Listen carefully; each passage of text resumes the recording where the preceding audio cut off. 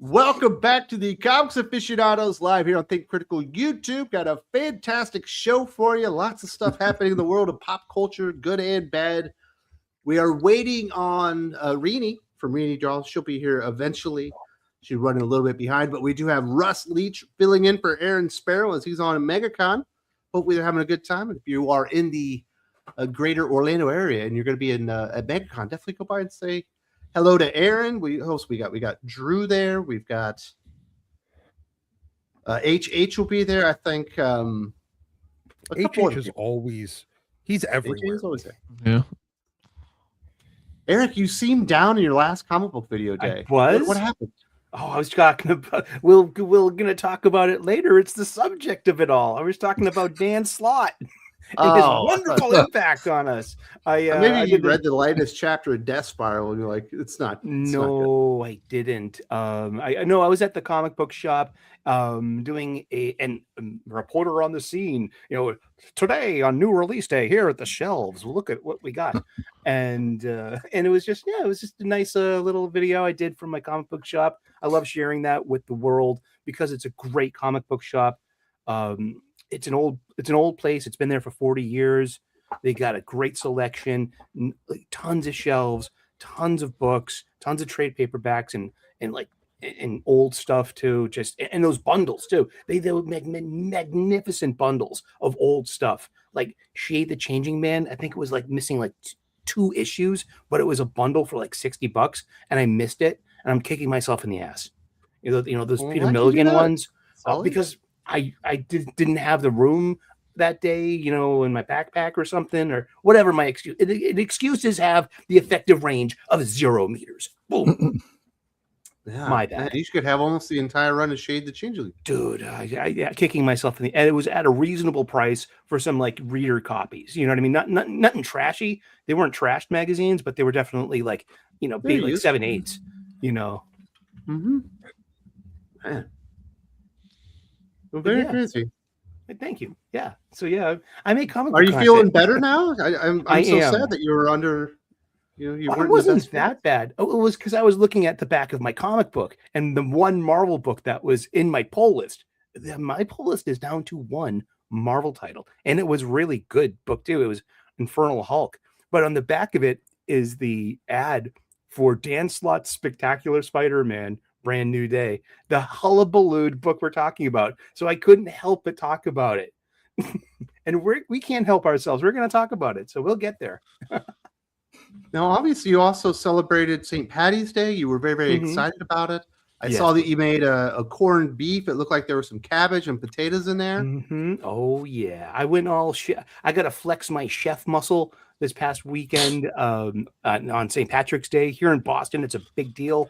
And I made traditional boiled dinner. And then I made an elaboration. I made a composed plate. I bought special 12-inch white plates with a concavity so I could use it as a palette to paint a picture of my Irish heritage and my culinary skill. And there are pictures on my YouTube. So that's what you call it? Your chef muscle? My chef muscle, yes. Okay. Yes. I mean, I go with meat missile, but okay. I get my kicks above. That worked, yeah. And but yeah, it was great. It was beautiful. I made like a carrot and a chive oil, and I made those little dots around the edges of the plate. You know what I mean? And I had a Did you do it in like a 4-leaf clover or something, or maybe a leprechaun? No, nothing that stereotypical. It was just I was going for classy. You know what I mean? Yeah. I thought we were trying to celebrate the holiday here. I was. Oh, it was great. Like it's just potatoes, cabbage, parsley. She was impressed. She liked it. Yeah. And then I made her chocolate fondue. Very nice. Hopefully it all worked out for you, dude. Know how to make chocolate. You will keep that girl. You made her chocolate fondue? Okay. Yeah. I mean, gosh, yeah. I didn't. Was it white chocolate fondue? It can be any Doc. Let me tell you. How do you manage to change it colors? Easily. It's about the chips you use, really. Or you can actually add some food dye, but I wouldn't add too many liquids to the ganache. It will just mess up the balance. How do you put the food dye up there? You just a drop at a time. It has a nozzle and everything. Okay. So on a lighter note, we do have some thoughts and prayers to give out there to our good friend Jim. He's been under the weather for like a month. He got very, very sick, had to go to the hospital multiple times. Sounds like he's about on his feet and he can finally talk again and all that kind of good stuff. So definitely keep Jim in your thoughts, prayers, good vibes, whatever you got for him. And also AL, who I think is in the chat now, she had a loss this past week and she's dealing with the fallout of that and trying to deal with all that stuff. And we're very happy to have her with us, but also send your thoughts, prayers, and good vibes out to AL as well, as she's dealing with another hard time. There's been a lot of losses recently. Yeah, and we lost Chuck Norris, dude. Well, no, we didn't. He just got a promotion. He decided to leave. And but also we lost Mean Joe Green. Yeah. Mm-hmm. And All the good. dude from Buffy. We did lose the dude from Buffy. So Yeah. I guess that's the three. Xander. Yeah, I don't watch that show. Yeah. He's no Chuck. But we do have Russ Leach. You are the artist behind the Atlantean, which are further tales of Cole. Cole, yeah. Yeah, we What's can't use going on Cole with because it's trademarked and copywritten. But we're on issue 4, leading up to a double issue for issue 5 to finish off the first volume. So yeah, it's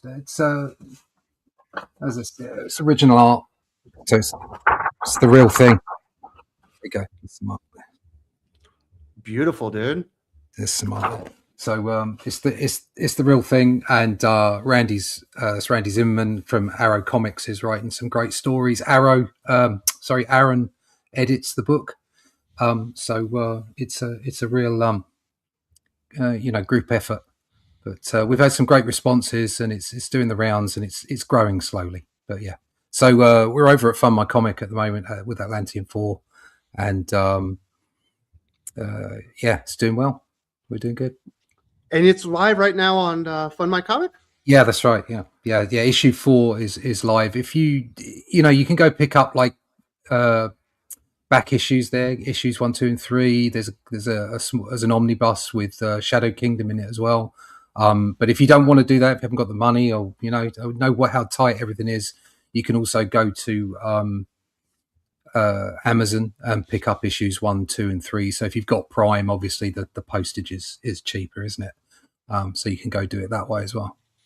So basically, when we get to the end of a campaign, once everybody, all the backers have got their books, which are slightly different to the ones that go out to retail, about a month later, we then send it on to Amazon. Critical Blast manage all that for us. They're great. Obviously, shout out to Howard over there. And that works out well so that people can still pick it up all year round. Well, very cool. And if you're interested in the Atlantean, and why wouldn't you be if you're a fan of Robert E. Howard and his amazing Cole stories? Certainly, obviously better known for Conan, but Cole was his original creation, kind of in that world at a different period. There is a link in the video description to the Fund My Comic. Thank you. Well, very, very cool. We've also got Reenie from Reenie Draws. Are you there? Hello, I am here. Yes. My goodness, we didn't know if you were going to make it. I know. It was a battle. I had to defeat many enemies to arrive, but I'm here. Ooh, is there a fight at the Waffle House or something? Yeah. It's every day though. That's just how it is. Good old Georgia land. That's how the Waffle House rolls. It's how it rolls. Yeah, it's like that's your introductory hazing ritual to living in the South. I would fight in Waffle House. Doc was just in Atlanta. He said the rumors of 2-hour TSA lines is real. Yeah. Oh, the airport is ridiculous.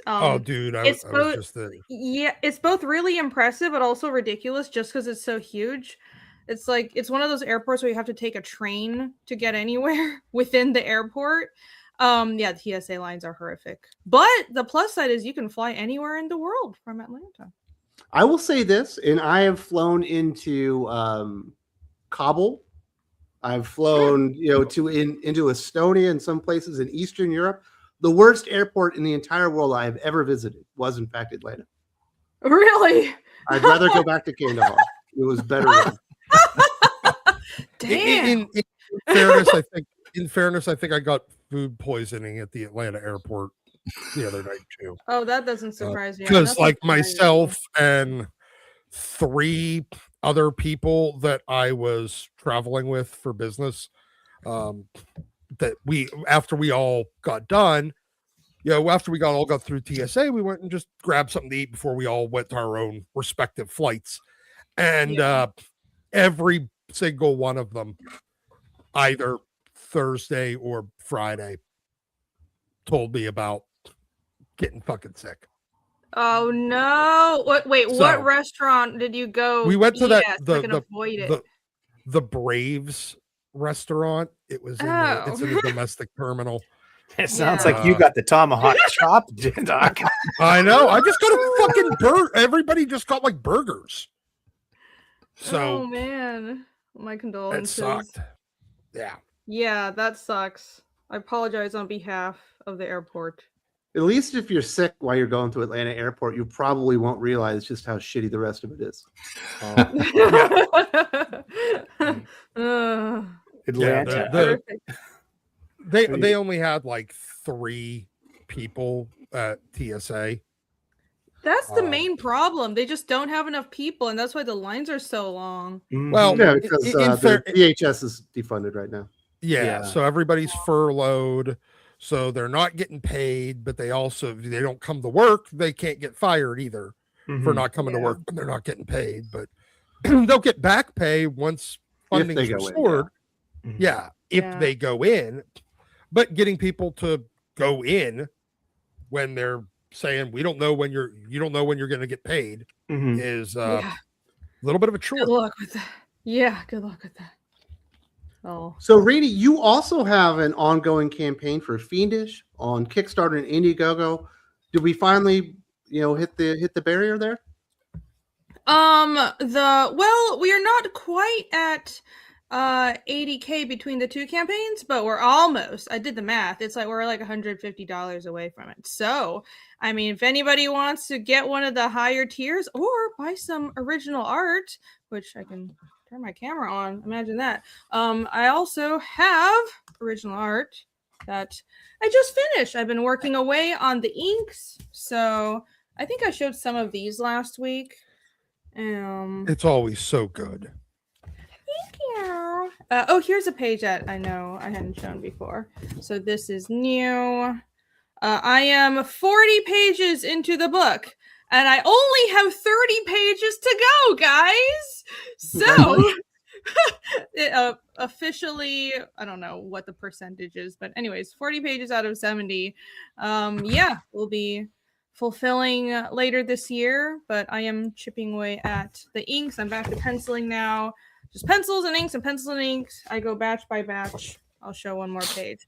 But yes, these original pages, I have some of them for sale on the Indiegogo campaign. There's both a Kickstarter and an Indiegogo, so you can go take a look at that. The Kickstarter has like a special cover for it, and the Indiegogo has original art. That's the main difference. You're Fiendish Chapter 3. Done. Oh, thank you. There you go. I'm so bad at math, but there you go. I trust you though. 58% done. Yeah. So if somebody were to go there and order the original art, are you going to throw that bad boy in a manila envelope, maybe fold it up a few times? I'll just I'll crumple it up because that feels like you can really feel the human touch. That's what original art collectors want. Oh. And then every crease will add $100 to its value. Rest your chalice full of red wine on it and like occasionally spill it, Oh yeah, no, I'm gonna soak it in coffee first because everyone knows I drink a lot of coffee. So I'll marinate it in coffee and then crumple it up and ship it in like a flimsy envelope. Have a real. Do they have like a special nice pre-made thing for original comic book art to ship out in? Mm-hmm. Or do you have to go bubble wrap it and stuff? Yeah, I frame most of it, but there are so many pieces, so I might put them in the plastic sleeves. But yeah, so what I do is I save a bunch of like those big Amazon boxes, or I just buy boxes for frames, and I put the art in that, and I wrap it and then put it inside the box. You can also do masonite board. I know it's a little more expensive, but when I bought original art and had it like, shipped to me. It was sandwiched between two pieces of masonite board, so it's really, really solid. I mean, hell, you can always just put it in a plastic sleeve, do two pieces of plywood. All right, Doc. I was just asking her to make sure that she could promote that. Yes, it will arrive in perfect condition. We didn't need to debate the merits of how to do it. I'm giving ideas. You can buy it on Amazon. It's easy. Russ, do you sell your original art as well? For yeah. Every campaign has original art sales. Yeah.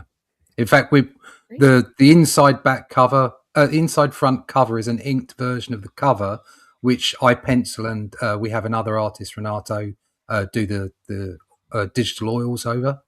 So we have that sort of savage sort of Conan look for the front, and I sell the inside and also all the pages, and we've sold a couple already in the campaign, so that's good. Congratulations, dude. Thanks. It's nice having a couple artists here. So, Russ, how long does it take you to do a single page? Is that an all-day thing? Are you I think full-time comic book artist, or is this? So if I did that, so pencils to inks, finished page a day. Yeah. One full day? Yeah, one full day for the whole page, yeah. Very nice. How about you, Rady? Are you one full day, or are you like 2 days? The simpler pages is one full day, but like that one of the more complicated pages I did recently, that one took me 3 whole days. So yeah, pages like this with a lot of detail, it takes me maybe like 2 days, but I'm trying to average about 2 days a page. I don't know how Dan Mora does it. He can actually put out 2 books in an entire month. Yeah, that's pretty impressive. And they're all completely detailed. Do you know, is he traditional artwork, or does he do digital? I think he's digital, yeah. And I think a lot of the heavy lifting probably goes on the colorist by this time, Yeah. So for instance, one bit. I loved it. We try and do traditional artwork. I draw digitally and then print it out and ink traditionally. Oh, yeah, I do the same thing. Yeah. So it's a really good way to do it. But our next book, because we want to do a double size book, I think I'm going to have a small portion of it traditional and the rest of it digital, so that we can get it out that bit quicker. Because there's no doubt it is slightly quicker. Yeah, that's true. So what do you guys think about the future of AI? Is AI going to be assisting you soon? No, never. Just staying away Ever. from it I don't think I'm clever enough. About AI. I mean, I'm not offended by it, but I'm not intending to use it. I don't. It doesn't stop me from doing what I'm doing, so it's just not a factor. Like other people can go make their AI memes and whatever, but like I have faith that the best art will still be made by human hands. So I don't care. Yeah, absolutely right. Yeah, I think I personally, I don't want AI in my creative entertainment. So I don't want it in a comic book. I don't want it in a film. I want real people making my entertainment. Outside of that, but yeah, I'm hoping like Renee, that eventually people will cotton on and they'll realize that the best stuff is the people made stuff. Of course, that's got the real heart and soul in it. It's got the blood, sweat, and the tears, and a real story behind it. Art isn't just the finished material; it's the process. Yeah, but it's definitely coming. AI is getting seemingly better and better every single day. It's pretty wild. Yeah. It's crazy. So what's going on with you, Rainey? You got any big appearances coming up this summer? I am going to Heroes Con in North Carolina in mid-June, and that's a show I pretty much try to do every year. It's a really good show. It's like a mid-sized 3-day convention, but it's really comics focused. It has half of it is artist alley, so you're not going to have those huge booths from Hollywood, and there's like minimal celebrity stuff, tons of long boxes. Huge artist alley. They have an indie island and an art stage where basically Brian Selfridge is just sitting there the entire time live drawing, and it's awesome. So Selfridge is amazing. Really good show. Yeah, he's amazing. He's great. And he's also in Atlanta, so he goes up to North Carolina. Yeah, Heroes Con is one of those shows where it's like all the artists in the South we never speak to each other, even though we live 10 minutes away. But we'll all drive to North Carolina once a year, and that's where you meet everybody who lives like within the vicinity of Georgia. But yeah, it's a lot of fun. It's a good show. That's the only appearance con I have planned for now. But yeah, come along. I also have a new art book ready for Heroes. So if you want to pick that up, then come to the show. It's a good one. Very cool. Russ, are you making the rounds on any cons? Are you making any of the cons across the pond? I think I might be at the London Comic Con in October. Doing a couple of small ones in the West Country at the end of the year, but I tend not to go to too many, to be honest. It's a lot of people. It's a lot of people. Yeah, I got to deal with a lot of things. Whereas I just like sitting there drawing. I don't know how some artists. An interesting place when it comes to travel. Like you end up having to take the train and everything. I'll drive. You can't really just like drive into London. Yeah. It basically kind of outlawed it at this point, right? Yeah. You have to like register. I remember you had to pay a fee and all this stuff, and you could only be there for certain hours. Yeah. Okay, let's get it all out of the way now. Britain's shit. Okay, we're coming. We will be coming back at some point. We will. I promise you. But right now, it's shit. Get yourself into trouble with Big Brother. I want England to return to its former glory because I'm a fan. I will consider acceptance of you as our 52nd state. I would. Do you know what? I'd sign up right now at the moment. I loved London. When I lived in England, the two times I did, I thought it was a great city. Right underneath Rome for me. I think Rome is probably the coolest city I've ever been to. But it feels like a lot of the magic has been wiped out of. London, it's just bad management. We've been under bad management for quite some time, unfortunately, and we've got to dig our way out of it. But we'll come back. Yeah, it was always cool because you could just take the tube in. You end up in London, and they had a great subway line, and you could like go eat food from anywhere in the world. You could go catch a Broadway play. You could go do all these kind of things. It was a great city. Now you can go anywhere, and anyone from anywhere in the world can take your phone. Yes. My god! unless you're an American there, and then they beat them up. Yeah, really funny. Because the Europeans sit there and go, "What are you doing?" Oh yeah. They're shocked tried to that steal Americans understand the concept of self-defense. They're like, what? People defend themselves? What? Well, we did have to like by a king. We did have like training when you would get there, like cultural training. Be like, hey, while you're here, if somebody comes into your house, like you can't beat them up for taking your television. You need to call the police and kind of let it all play out. I think your average Brit would. If someone came into my house and tried to take my television, I'd kick the living. For Americans, it's like, what? Like that sounds like you want me to be a victim, and so it's always kind of fun. So I promise, I just will only beat them halfway to death, not the whole way. I mean, there is a certain amount of pain you can inflict without being arrested for it. Mm-hmm. As long as it's not visible, nothing can be proved. Yeah, no bruises. There are ways. Sock full of quarters. Then I had a buddy. He had a TV that had been shipped there because it was like in his dorm room in California, and he was living out in a house, and he never plugged his television, and it was in a closet. But these guys kept showing up and saying you had to pay TV tax. He's like, it's not plugged in. No, but you have the ability to watch television and receive signals. No, I heard that you don't have to pay it. They'll harass you about it, but you don't. You can just tell them to go away. It's total BS. It is. They just tell them to go away. What are they going to do? Hit you with their stick? No, they're going to tax you. They're going to give you a little fine. They'll try. They don't have guns. Yeah.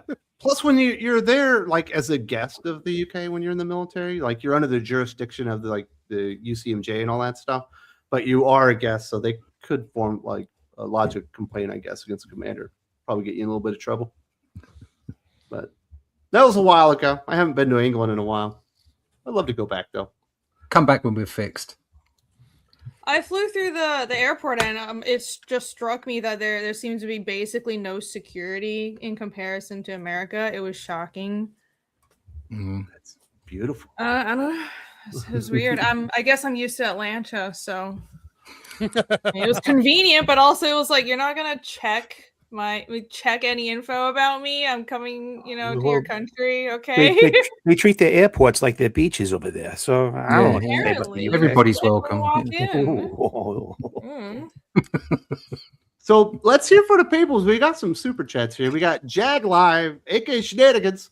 So, okay, guys, this weekend I got to decide: do I special order the new edition of Blackest Night Absolute? So, pros and cons for that. What are you thinking there, Dylan? Absolute Blackest Night. Yes, get it. There's no reason not to. The Absolute Edition is the best format. Blackest Night's great. Get it. Unless he already What if he has already has Blackest Night in the Absolute format, and this is just the updated version?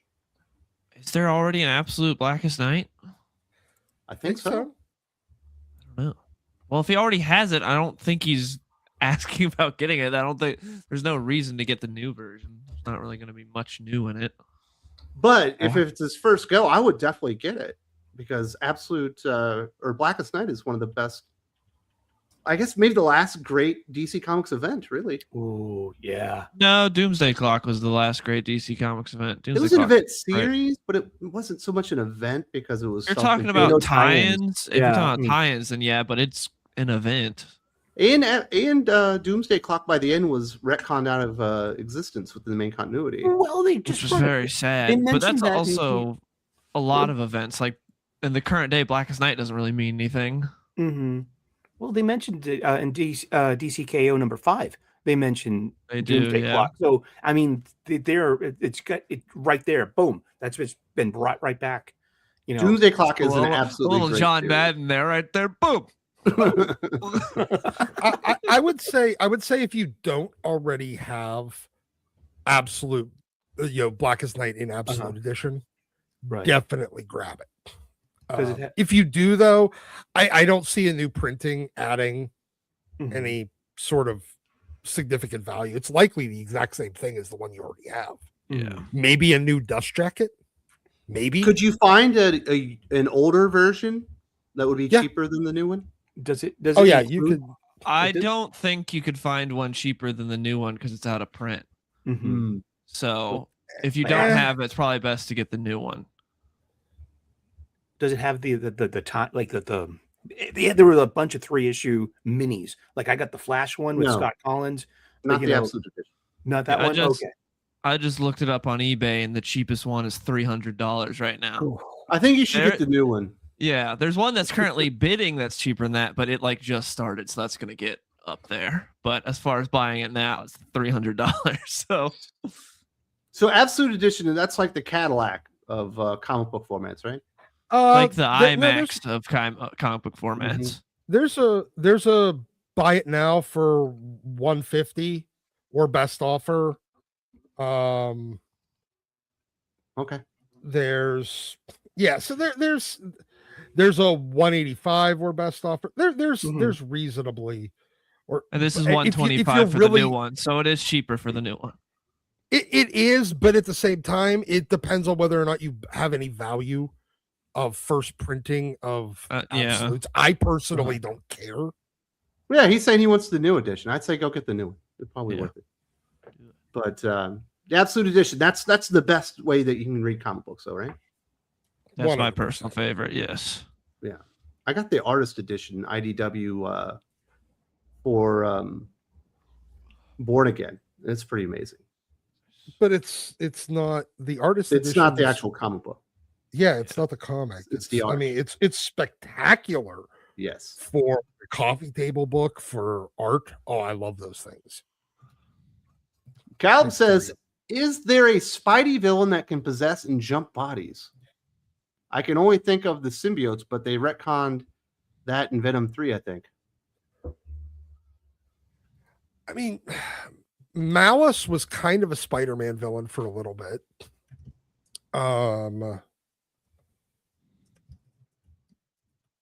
I feel like Kind there of was. Goblin. Doesn't Goblin like go around and take over people? Weren't they doing that with that stupid soul stick or something?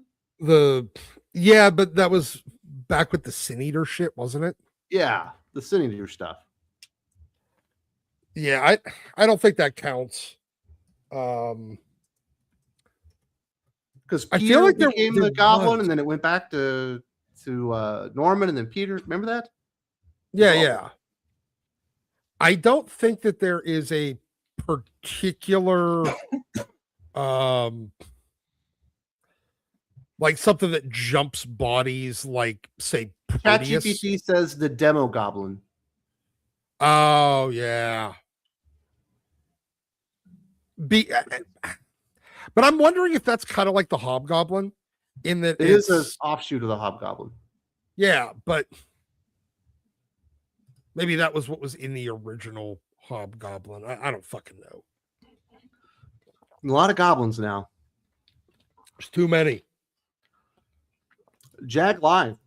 So, Doc, I did generative AI search. It said 60% of X-Men comics for 2006 are miniseries. Is X-Men now a seasonal model property in Marvel in general? Marvel in general is. They don't do ongoing series. They don't know how to because they've lost so much interest in their product that their only choice is more frequent and more regular with greater gimmicks, relaunches, refreshes, new number one, which automatically makes everything that they claim is an ongoing just at best a maxi series. But most of them are just miniseries because they get 5 issues and then they're relaunched again. I mean, that's Marvel's entire business model. That's a outside model. of Yeah, exactly. Yeah. Outside of what, like ASM, Avengers, maybe, but that's 50 issues and then a relaunch. Well, Dan Slott says their business model is 5 issues at a time. Yeah, but but I guess my point is, if we know that there is 0% chance of anything going beyond like 50 issues, I mean, what's the last thing? What's the last thing that hit triple digits without a renumbering? Even without legacy numbering. I don't know. Wow. I mean, the Nick Spencer Spider-Man got up to 90 issues. Mm-hmm. I can't recall the last Marvel book that hit triple digits without a legacy renumbering. Let's see if the AI knows without legacy renumbering. And why 5 issues? I have a theory. It's so they can save 20 pages of costs for every trade paperback printed and published and sold. Still sell for the same price. Right, exactly, Yeah. and have that like little incremental, like business room kind of thing. We're saving it's shrinkflation for comics. Right, and it's like Ultimate Spider-Man is what the ChatGPT said. Made it to issue 160. Okay. So literally 25. Yeah. A book that was launched 25 years ago. And even that got the volume 2 treatment. And it did that. It did that in under it did it in under 10 years too. That was the thing. Because Bagley was hitting about 16 to 18 issues a year. It did it in about 9 years. So you're talking 2010 was the last book that probably crossed that threshold. Wow. Kalichioki says, Wes, check your app messages. YouTube keeps censoring my super chat. So I checked my DMs on X, Twitter, and I don't see anything there. I checked my emails and even checked my junk folder. I didn't see anything there, so I'm not really sure what you're... He's talking in the In the chat, he added you. Oh, where was that? I'm gonna have to go up and find it. There we go. Like your YouTube super chats on the back end.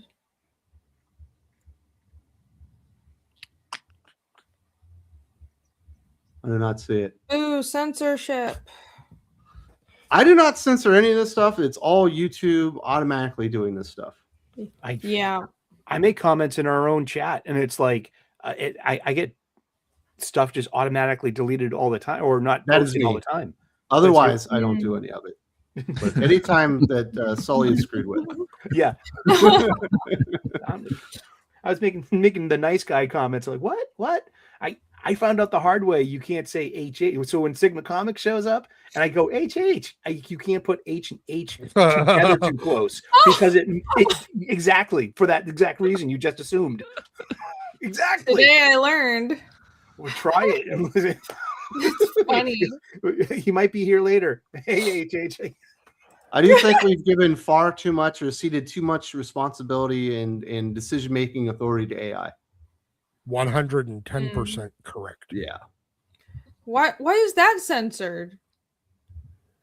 I have no idea. Yeah, that's weird. That's So- weird. The AI is censoring criticism against itself. Oh no! Oh no! And then on Skynet and Chief Sentient on. It's sentient. Check chat. It says it was this, but I don't see anything. Yeah. I'm literally not seeing any other messages from you. But if you want to email it over to me or something, Wes, AL Wes can Dick's put comic Throw a Gmail. couple of asterisks, like or ampersands, and just like make fudge your word together. The comic book swear word. The wingding. Yeah, exactly. They're Gallup everywhere. says, I was happy to see Scorpion, and finally, it's the same actor. Do you think it'll go slightly into the Man Spider story? So obviously, he's talking about the Spider-Man Brand New Day trailer. What did you think about Scorpion there, Doc? I mean, I thought that Scorpion actually looking like Scorpion, or mostly like comic book Scorpion, looked not bad. At least they didn't do the Rhino thing with what's his name in the giant, weird, goofy mech suit, Paul Giamatti in a mech suit. He was pretty nuts. So it was pretty good. It was funny, but I don't want that as Rhino. I want Rhino. No matter how ridiculous he looks. Same with Scorpion, and it looks like I'm getting that. I don't think we're getting, though, to answer the question, I don't think we're getting the Man Spider. I think we're getting the other. What did you think of the trailer? Were you optimistic? Were you happy? I am not optimistic about it right now. They're going. It was very depressing. Because it was. I Peter being weirdly obsessive about people that don't remember him. I thought we were using this as an excuse to get rid of fucking Zendaya. But no, of course not. I know. It's never gonna happen. She's everywhere. She's taking over. She's gonna play every single role. She's such a terrible actress and not attractive. But regardless, no, I think that it was. I feel like they're making we're getting one step in the right direction with him not being Iron Boy anymore. Yes, actually having like a superhero proper suit. Yeah, I love that suit. But they're going to organic web shooters. That's what I mean by the other. That's what they're doing. Yeah. So they're going to organic web shooters again. I want Peter to actually be competent as like a scientist himself to make his own web shooters, but he doesn't also need to make a fucking AI tactical armor suit that flexes like nanotech. I don't need that shit. All right, keep talking, Doc. Somebody asked me to add some moderators, so I'm working on it. But no, yeah, it feels like they're going into that. I do like that they use the same actor for the Scorpion. I mean, at least it maintains that continuity Yes, from going back to the first Spider-Man movie, web movies. But no, I don't know. I mean, do we really need to go? I thought we were just gonna kind of move on from not Mary Jane and not Ned Leeds to actual characters from the comics. I don't Come know. on, studio execs can't do that. Yeah. And the MCU has been its own thing, even from Iron Man 1. That's the only. I'm not like giving excuses to the blanket changes, but it's definitely MCU Earth is not Earth 616, and it's not Ultimate Earth, and it's its own thing. It is pretty close to Ultimate Earth. Correct. I think it's relatively. I think they embodied in the first 10 years. They embodied the comics well. They represented. You can't expect them to be the comics on the screen. That's not the way this works. Okay. However, post Endgame, they started believing their own hype and that they were more important than the characters and more important than the source material that inspired those first 10 years. And I suppose this is where it leaves you. It leads you to a place where they start reintroducing material from post-referential material from the comics. So they start referencing themselves instead of the original stuff, and it just takes you down a rabbit hole. Yeah, I think you're right. I think that's pretty accurate as well. I think that they just have stopped having any real. I mean, it seems like they're trying to get back to some degree of giving a shit about comic accuracy with this Spider-Man movie. I feel like they're going in that direction, but they're picking the wrong shit. Yeah. Like they're picking the wrong stuff to work into it. Like the other is hated. And MJ, Michelle Jones, nobody gives a fuck about. We want Mary Jane. And nobody cares about Goku or Genki or whatever the fuck his name was from Ultimate Spider-Man. I know. We can get back to it. I'm just finishing my point. Okay. Wrap her up. We want a Ned Leeds that turns into the Hobgoblin, not a fat guy. That's where you go. So Kalichi Yoki says, this is why Sully and Dylan need to be mods. Dylan and Sully are both channel moderators now. Oh, we got promoted. Wow. Yes. Hey, congratulations, kid. The weirdest thing, Sully, when I typed your handle from your YouTube channel in there, it came up as the Guilt Man. I was like, is Sully acting like he's his buddy, the Guilt Man? Is like he the same person? And then I took off the last letter and your avatar showed up. Oh, cool. But it associates your handle with him. It was weird. Interesting. He's my buddy, Tom Skilkey. He's and I'm going to see Project Hail Mary later on today, and we'll have a post movie kind of geeky, roundup too. So tune in later. Seriously, it's a great book, and it's going to be a great movie. Federico de la Casa says, after trying being cool at being hangry at fans, now they're trying and begging and praying and hoping to succeed. Writing good stories out of the question. That's a good one. Thank you. Yeah. It feels like probably the better way to go there, Dylan. You wouldn't have to beg fans to come in and read your book if they thought there was going to be a good story there. Yeah, but that requires talent. That's not something Dan Slott's got. So yeah, you gotta beg. I know Sully was the happiest about this. And everybody that had something to say about Dan Slott, Sully backed it up with his, I got fucking muted by this guy, and I'll never forgive him.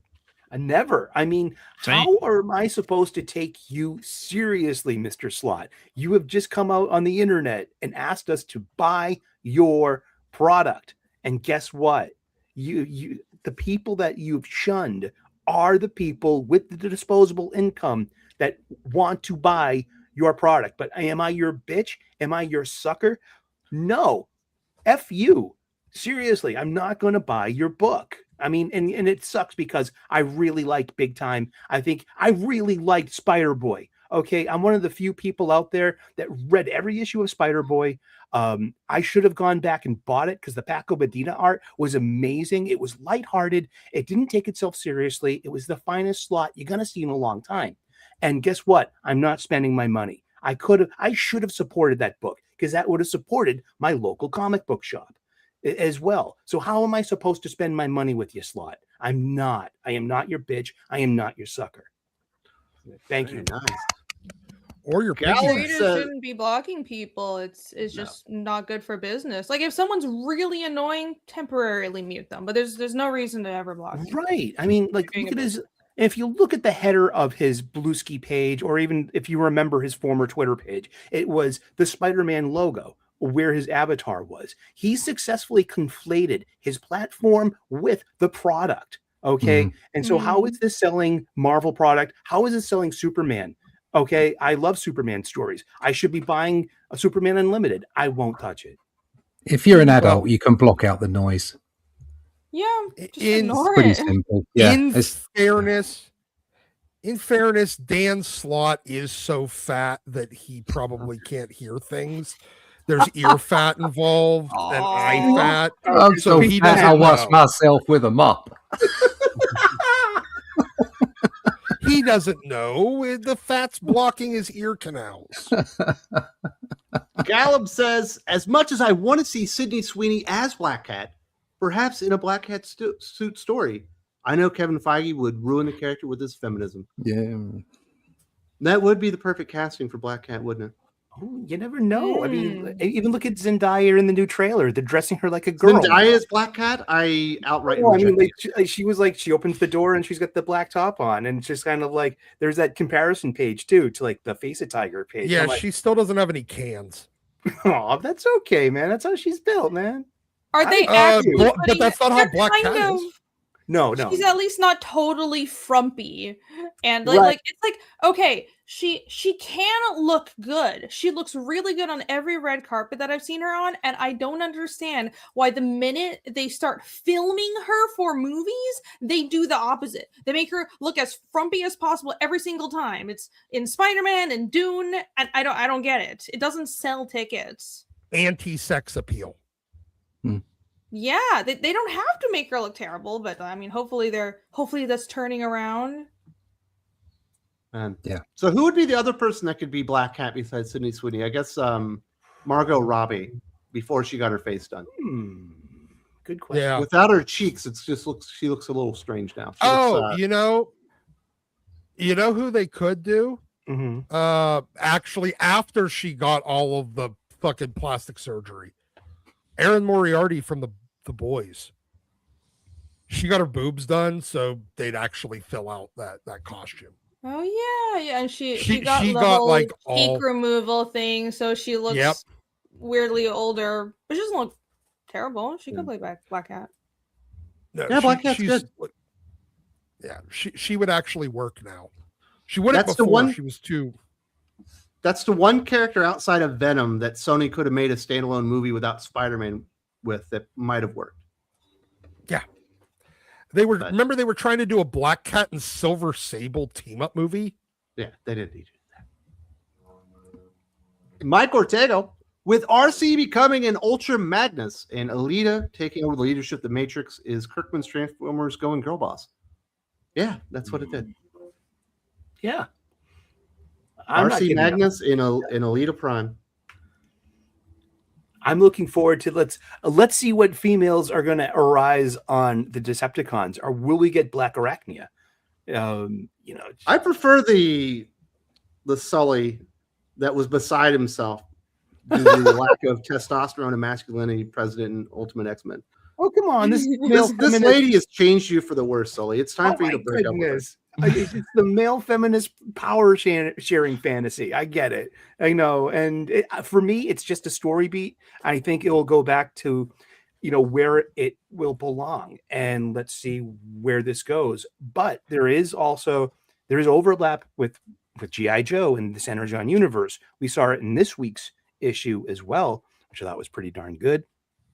I thought it made it less. We all know that in the opening pages, in the closing pages of issue 1 of this series of G.I. Joe, a major character gets killed off. So change is a part of this Energon universe as well. And they're claiming Starscream is dead, but I thought I saw a glint in his eye, Yeah. You see what I'm saying, Rainey? Love has blinded and ruined Sully. Oh, no, Sully. Sorry. He's half the man he Hey, is.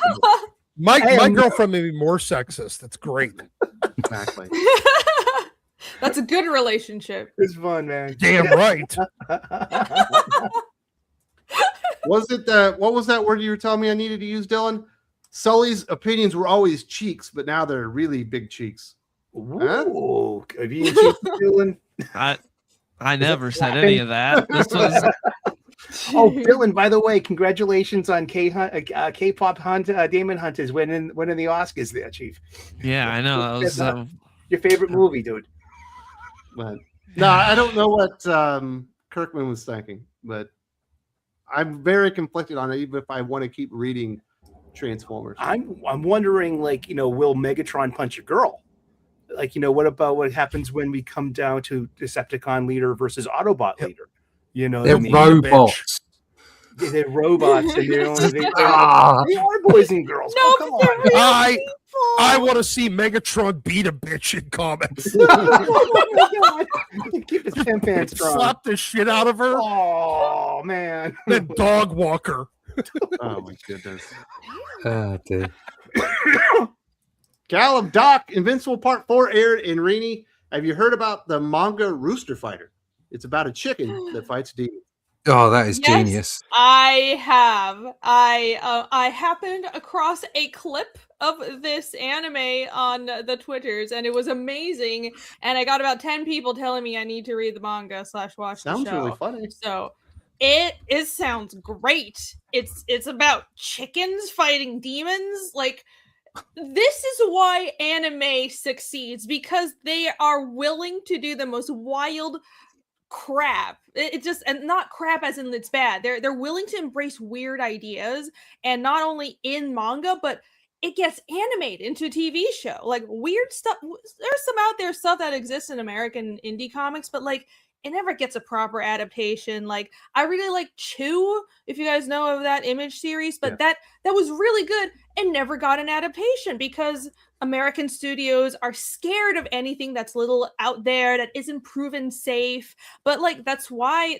anime does so much better, because they're willing to embrace these weird ideas. It's a whole rant, but it looks really good. I have heard of it. I'm going to read it. Sully, you are not allowed to read Rooster Fighter. What? As soon as you join the fandom, they'll start going girl boss, and you'll be telling us why it was such a good idea. Too much cock in that comic. With my newfound heart, I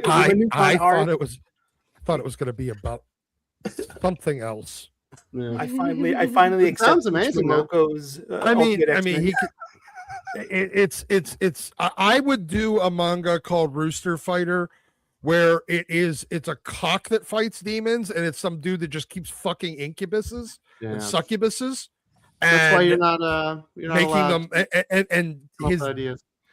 Yep. What if I read Cockfight Island and then introduce they need some girl bosses on Cockfight Island. They really do. This is a real manga. By the way, I did watch the first 3 episodes of Invincible season 4 that came out yesterday.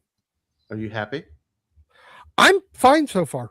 I'm all right with it. I'm good with it. Was 3 good episodes. I'm excited for the continuation.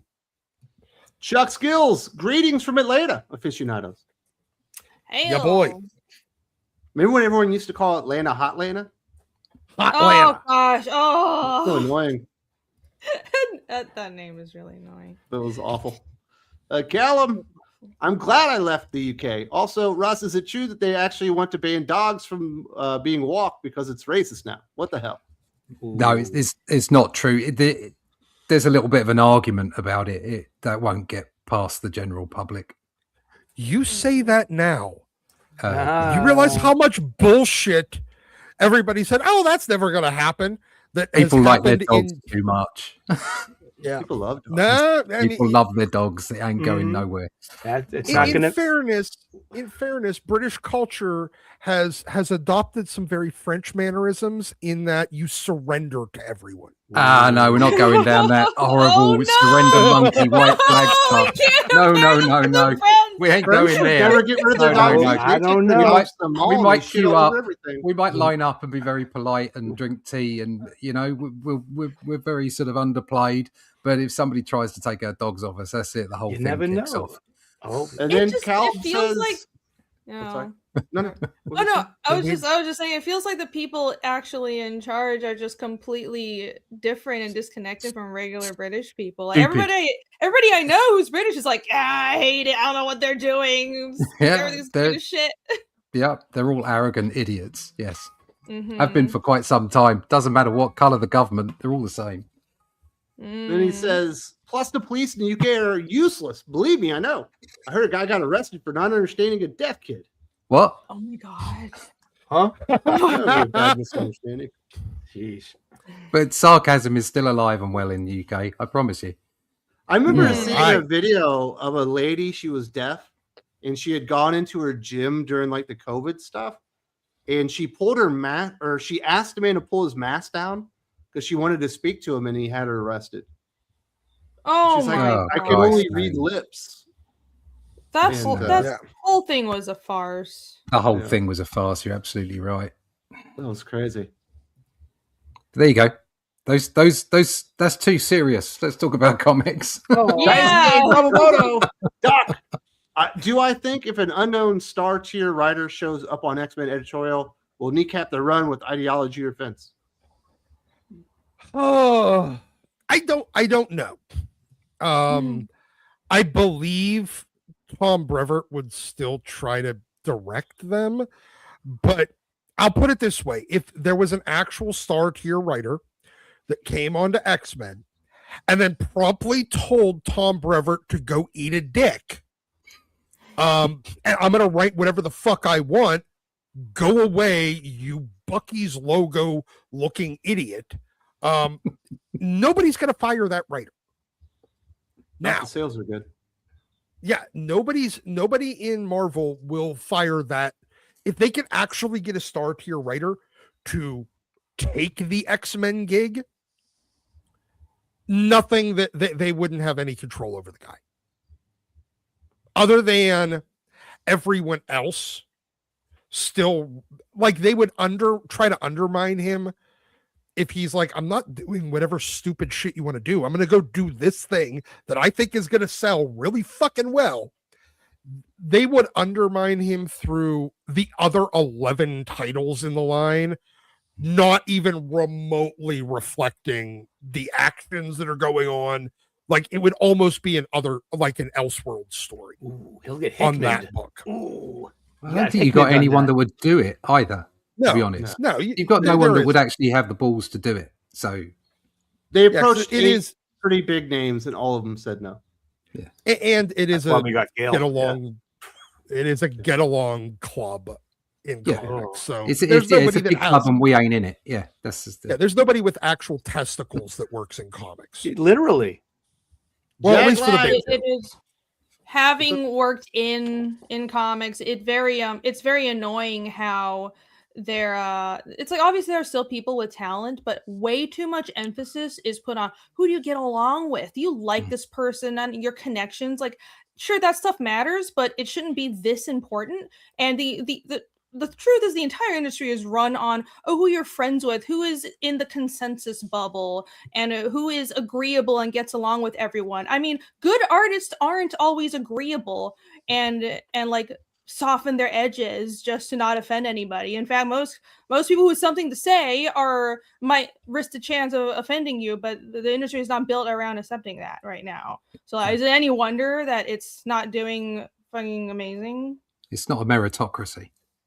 It's not, yeah. No. And that's Although the main in all- thing. That should be Yeah. first. That should come Yeah. first. Merit should be the only thing that really matters. But It should be, that's yeah. not what what it's being run on. Unfortunately, it's never been a true meritocracy. There's always been a certain amount of that, but you could still break in and not necessarily have to be friends with the right people. But now it's just a closed book. Yeah. Jack Live says they did Rhino and Craven. It was bad. Did anybody see Craven? I did not watch the film. Seen it. Nope. But I passed on Rhino all looked of really them. bad in the trailer. Uh-huh. I just couldn't get over the whole Spider-Man movies without Spider-Man thing. I'm just like, come on, you can't have a parallel kind of, these guys got to be in the Tom Holland movies. Come on. I'm like, it was such a waste of potential. I thought the Venom first movie was fine if you didn't want to see a Venom movie. Yeah, but a Venom story without Peter Parker is kind of it was a kind of a non-starter for me. That's just some multiverse variant crap, from the get-go. Gallup says, I like the mech suit, but if that guy in the trailer is Paul, I will lose it. Yes, I want Mary Jane and not Michelle because she's so boring. There's no way we're getting Paul, right? So I've really despised Paul in the comic books, but if they bring in Paul to the show or this movie and he takes MJ, Michelle Jones off his I thought that off was the table, I'm kind of for it. I think he'd be my favorite character. Wasn't that Flash she was like cozying up to, or was that a new guy? That's the most racist thing you've ever said, so he looks nothing like him. They're both piece, and you're like, watch the thing on my bloody phone. You really are from Boston. I didn't believe till now. I thought it was all fake. You Bostonians are all racist. You Irish. It's your shillelagh. Look nothing alike at all. I watched it on my phone on the subway. That was great. Jostling around. Excuses. The water was cold. The sun was in my eyes. It was, I get it fully.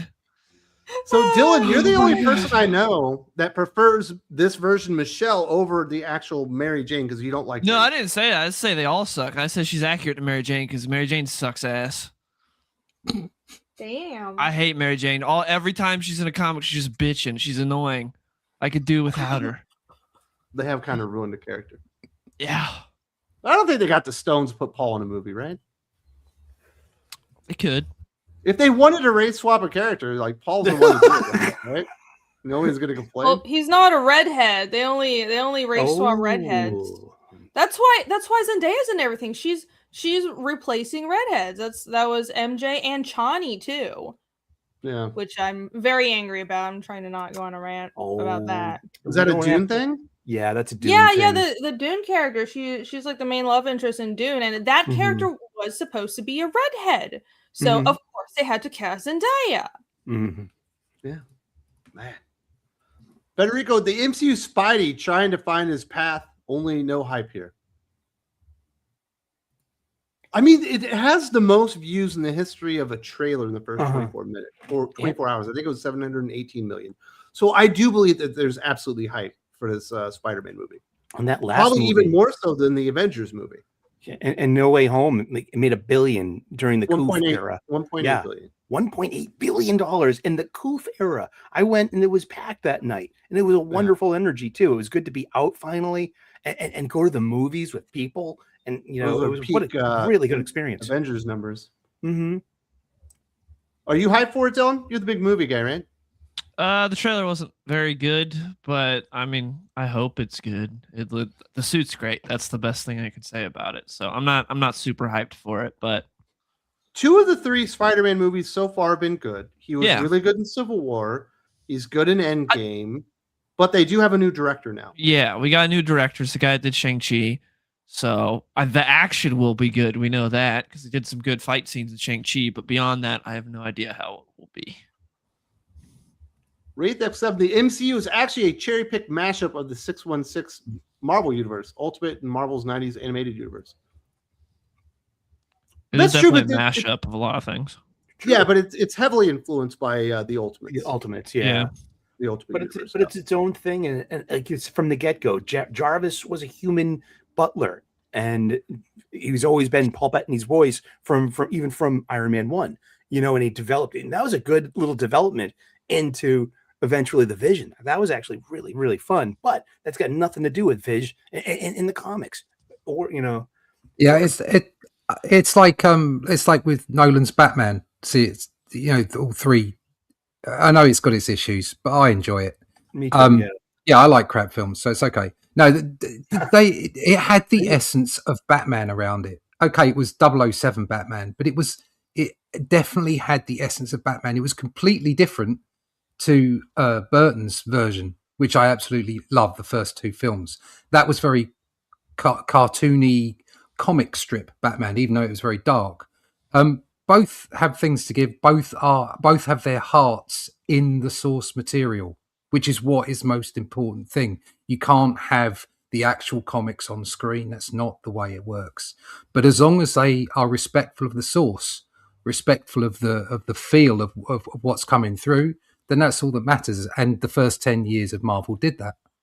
No matter where they got their direct sources from, it was very much. I thoroughly enjoyed it. It was like, the Civil War, seeing them all come out in, that first time where you saw so many together, and it was that just, it threw me right off. It was fantastic. But they just, like I say, they just start believing their own hype and thinking they can do better than the source material. And then the respect goes, which is, I think, one of the other things we were going to talk about today, like with lanterns and what have you. It's just, there's no respect for the source material. And then they just think they can do what they like with it, and everybody will just turn up and watch it. And that's not the way it works. MH Comics Invictus, can Dylan or anyone explain the ending to DC KO? Yeah, it's well, with Superman we don't know what happened. He just said he needs to fix something, so we don't know about Superman. That's going to be explained. But as far as everything else, they pushed Darkseid back. That's what they did. Instead of defeating him, because they have to save him for the next big event, which will happen next year. So he's just been pushed back, which doesn't really make sense. Because he spread out the Omega energy to all the heroes. He sped the Alpha energy to all the heroes. Remember, because that was the big thing. He got the Alpha and the Omega energy because he went back to the big boom, so he got the Alpha energy as well. So he got to disperse that because he essentially brought Darkseid to one punch, and then brought his friends in to push him back, which didn't really make a whole lot of sense because the entire event's like Darkseid is everywhere all at once, and now it's like it turns out you can push him back. So didn't make a whole lot of sense, but that's what happened. Now Darkseid is trying to accrue more Omega energy again throughout the multiverse to get back where he was. And that's where he'll be when we get the Absolute Crisis next year. There you go. The Iron Man 728 says, I reached out to Dylan on Instagram. And also, hi, Wes. Well, hello. Ooh, I will need to check. Man, you're on Insta, dude? Yeah. Oh, wow. I have no Insta presence. I have no idea how to use it. It's pretty simple. It's kind of like the Nintendo Switch all over again. It is on the same level as plugging in an HDMI cord. They're both pretty simple. And then he says, Zendaya is like a girl you see at a Walmart. I'd say she's needs to gain about 200 pounds to get there, but oh, come on. There's I don't know what Walmart you're going to if you see Zendaya there, but she's very average looking. That, which is fine, but the problem is she's miscast, and they're obviously trying to just put her everywhere, which makes her less appealing because it's like she's being forced down our throats. Yeah, she's overexposed. Yeah. Remember that one Fucking dude that they were Disney trying to make a kids. big star in the fucking? He was in a Terminator movie. He was in Avatar. Sam Worthington. Yeah, it was Sam Worthington and everything. This guy is kind of boring, and she's like the Sam Worthington. There was that America Ferrera girl, or I think that was her name, that they tried doing a number of years ago. They tried Dakota Johnson.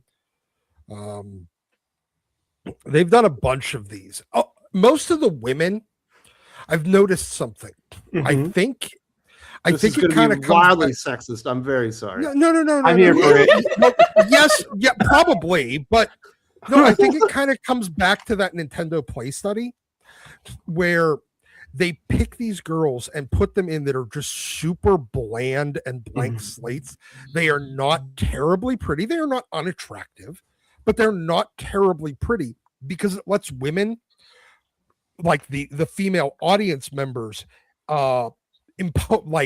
project themselves onto that girl. Oh, the Lego study of like how Yes. Yeah, the Lego girls study. and Yeah. boys Like- even just wait, did I say naturally play Nintendo? Sorry. differently. Yes, no, the I Lego seen study. the Lego study. I thought Yeah, I was going to mean, learn how to they're- turn on the Switch. I was like, No, no, having troubles. no, the Lego study. Sorry, I don't know why the fuck I said Nintendo. But yeah, that I think that's what it is, and them trying to apply it to actresses Uh-huh. because then they're not Mm. so pretty that the female audience members feel, I don't know, bad about themselves, Mhm. but at the same time, Well, that The- sounds like academic postmodernist intersectional feminism. yeah, God. it's a bunch of BS. modern year hokum, but I believe Hokum. that's the logic they're using. I will say this about, I will defend Dakota Johnson and my dumb crush on her this much. She is a third generation Hollywood honey. Her grandma was Tippi Hedren, the female lead from The Birds, Alfred Hitchcock's The Birds. Wow, what a beautiful woman. Her mother is Melanie Griffith. Wow. You seen any 80s movies with her in it? She's a gorgeous woman. Yeah, but Yeah. yet somehow she's boring as shit. Aw. Federico de la Casa. At Marvel, they should have learned from Stan Lee how to treat fans instead of mocking them. They reap what they sow. Now everybody wants to write their book. Now nobody wants to write their books. The worst Mm. part for me is after this age of fantagonism is over, and when the creators literally are begging us for our patronage. I mean, you shouldn't have let this get this far in the first place. Why did you think this was a good strategy to sell your product, to sell these books to us? It wasn't. It was lousy. It was awful.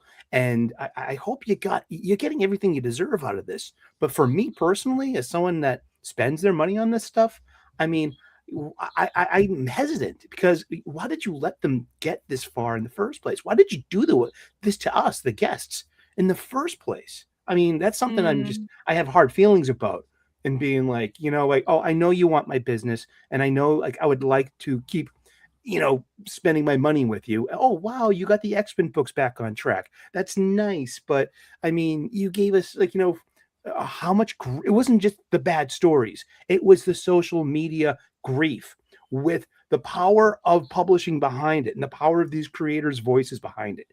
It was just so insufferable. I mean, you want us to come back from that? Good luck. There you go, social media, all that anonymity, but these people, they believe themselves to be better, and so they just, they're just rude to everybody, thinking, in an arrogant way, we're at Marvel or we're at DC or whoever it might be. They're going to get the sales anyway. We'll be fine. They kind of think of themselves as film stars, part of the entertainment scene. That's what social media has done. It's created this horrible set of people who just think it's okay to just abuse everybody else. You see that all across social media. It's not just writers and artists and creators from the entertainment industry, but what happens with them is that they do it, and of course they lose sales, and they don't understand why. There you go. Yeah, no. I've been saying comic books in America, it's like Hollywood. They think they're Hollywood, but it's uglier people, and less charismatic. So that's basically what the comic industry thinks of themselves. But yeah, that the core, you struck on a really important note, that the core problem is these creators and companies, whether in comics or Hollywood, think they're better than the average person. And they not only think that, well, their values are better, so of course they're right, even though they're completely out of touch with how normal people think, and they can shove their ideas down everybody's throats. But circling back to the idea that, well, these female characters are made to be bland and self-inserts and these Mary Sues, well, I actually don't think most women think like that. I don't think that appeals to most women, which is why the franchises are doing badly. I think most women grow out of that phase where it's like, oh, I just want to self-insert into everything I play with, all my media at about like age 10. But the people in Hollywood and that are writing comics never grow past that developmental stage. So they think that stuff appeals to them. So they put that kind of female character into movies and comics, and they think it's empowering when it's not. It's just irritating. So thanks for ruining female characters for all of us. They feel they are representing about 15% of the population in what they do. That's according to the figures, and it's like that's not going to sell well because you've got 85% of the population that are the big market, and they're not taking your shit. They just don't want it. Yep. They have a tiny niche, very elitist corner. That's what their views are, and they don't realize it. Yeah. Daisuke Yamamoto, McKenna Grace for Black Cat. Ooh, sign me up. She's a tall drink of water.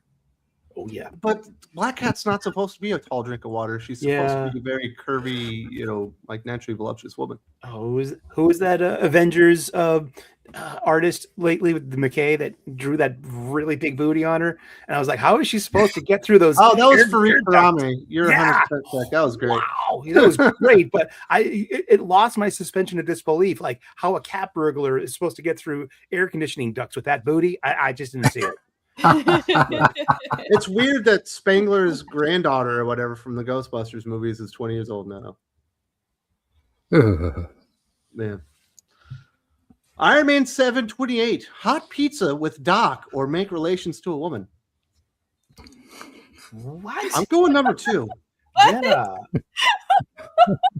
I'm sorry, Doc. Yeah. Doc, I'm sorry, but is it an other woman, any woman, my wife? Like, I'm assuming it's my wife. That's why I'm going. Right. Okay. If it's my wife, then there's no competition. I don't want to get in trouble. Like, Doc, get your pizza and get the fuck out of my house. We got plans, right? Yeah. I mean, honestly, I'm definitely going with option 2 because I can have hot pizza with myself anytime I want. Or is this one of those like sexy moves, like the Golden Gate or the Nasty Sanchez? Is this code going on? Or the glass bottom boat? Can you imagine the Arabian sand? His girlfriend finally gets back and she's like, "You chose this," and it's Doc eating a slice of pie over me, and he's trying to explain it. There's no getting out of that, right? Uh-huh. No. Oh yeah. Weird. Super Mastermind. Buy your writers Marvel or don't. It will help me out if they keep them. Saves my wallet. Must have a plan. Daisuke, inside Hollywood joke. Rearrange the letters ginger so that you are referencing a minority. That's not a good one. No way, man. I can spit every. I've heard that joke before. I can spit every lyric from NWA Straight Outta Compton, and I drop that word. I mean, that's probably dude. Yeah, no thanks. Yeah, I've heard him drop that word. He's not lying. What? Daisuke says Hollywood's messed up like that. I think we might be reading too much into it. Yeah. Dyslexic casting agent. They are messed up though. Oh, they certainly are. That a lot of that came out in the Epstein file. Oh God, yeah. And Calvin says, I forgot to mention Kitty Pryde kisses girls now. Mm-hmm. Of course. I haven't seen it in X-Men United, but it was only one issue. But it certainly was there in Exceptional X-Men. I haven't read it yet. I have to get to that. I have to subject. You haven't read X-Men United? I have to do that later. Fantastic. Oh, it's fantastic. Oh, yeah, it's really good. I've been saving that unique torture. I'm gonna make Jim feel better later with some kind of dopey thing to say about that. I'll do it. Jim's doing better, and he probably didn't read X-Men United, so that's probably why he's doing probably so well. why. Yeah. Now let's get to the main topic. We've been talking around it just a little bit and mentioning it, but Dan Slott went on the Word Balloon podcast and was saying, if you're a reader and you liked my Spider-Man run, you must go out there and put Spider-Man Brand New Day on your pull list. If you're a retailer, I know you're going to support number 1. Everybody supports number 1. But if you're not there for issue 2 or 3, the way that Marvel works now, they're only ordering these books up 5 issues at a time. If you're not there for 2, there will be no issues after number 5. And kind of going out there and begging people for support. Kind of ironic, Doc, that it would be Dan Slott, the guy that really started the age of comic book creators going at fans and dismissing them. He used to do it on message boards, if you remember them. Yep. Hell, Dylan's probably too young to remember that stuff. But I remember one time he went into the DMs of our friend Comic Works, Jimmy, and chastised him for having the temerity to say anything negative about a comic book that he wrote. But now he's actually out there acknowledging that he needs the fans, and now he wants them to come back to him. Well, that fat fuck didn't realize that. Well, no, I mean, let's be honest. You know, that fat fuck was protected for 10, 15 years by writing Spider-Man and writing Amazing Spider-Man and being kind of the only guy left after the 3 times a month Spider-Man. And he was protected and he was viewed in the industry as a sure thing because he was on a book that was a sure thing. And since he's left that title, he's gone over to DC, he's done other Marvel stuff. His brand and his, I guess, position within the industry is no longer secure. This is him recognizing back when he was bulletproof because ASM was bulletproof. That's the only reason Dan Slott was bulletproof. And he somehow managed to, you know, look, I mean, it's a commentary on how fucking retarded the editorial is at Marvel, that they didn't recognize that at the time, that Dan Slott was a product of the book. You know, the book made the writer, not the other way around. At least on ASM and Dan Slott. There's other times that it can the writer can make the book, but ASM, the book made the writer, and he managed to somehow convince them that because it didn't suffer the same level of decline at the same rate as the rest of their line, that somehow it was because of him. And he became untouchable at Marvel for that exact reason. The problem is all of his shine's gone. He realizes he's the jabroni he's always been. But the thing is, everyone else at the publisher also realizes he's a jabroni now. So he can't get those guaranteed 10, 12, 20 issues on a title now. And that's what he's throwing a tantrum about. He's now subjected to the same rules that Joe Casey was on Weapon X-Men. And he doesn't fucking like it. So he actually has to behave now. What do you mean I get 5 issues only? I'm Dan Slott. I had a documentary made about me. I am a good guy. Okay. I mean, it's very important to remember that the value of humility as a creator, and this demonstrates why. I mean, there's a reason why he was nothing but the Ren and Stimpy guy until everyone else at the company fucking quit. He's Zeb Wells. He's Jed McKay, but with a worse personality. I find it greatly amusing that he has to go and actually, you know, I don't know, develop some type of humility. I don't know why you bought that. Oh, never mind. That was just the ad on the back of another. This is what JK was talking about earlier. Like, Sully, you got so sad during your visit to the local comic book shop this week because I looked on the obverse side of my floppy that I got from my pull list, and I saw this, and I was like, "Oh, did I accidentally buy that? Fuck."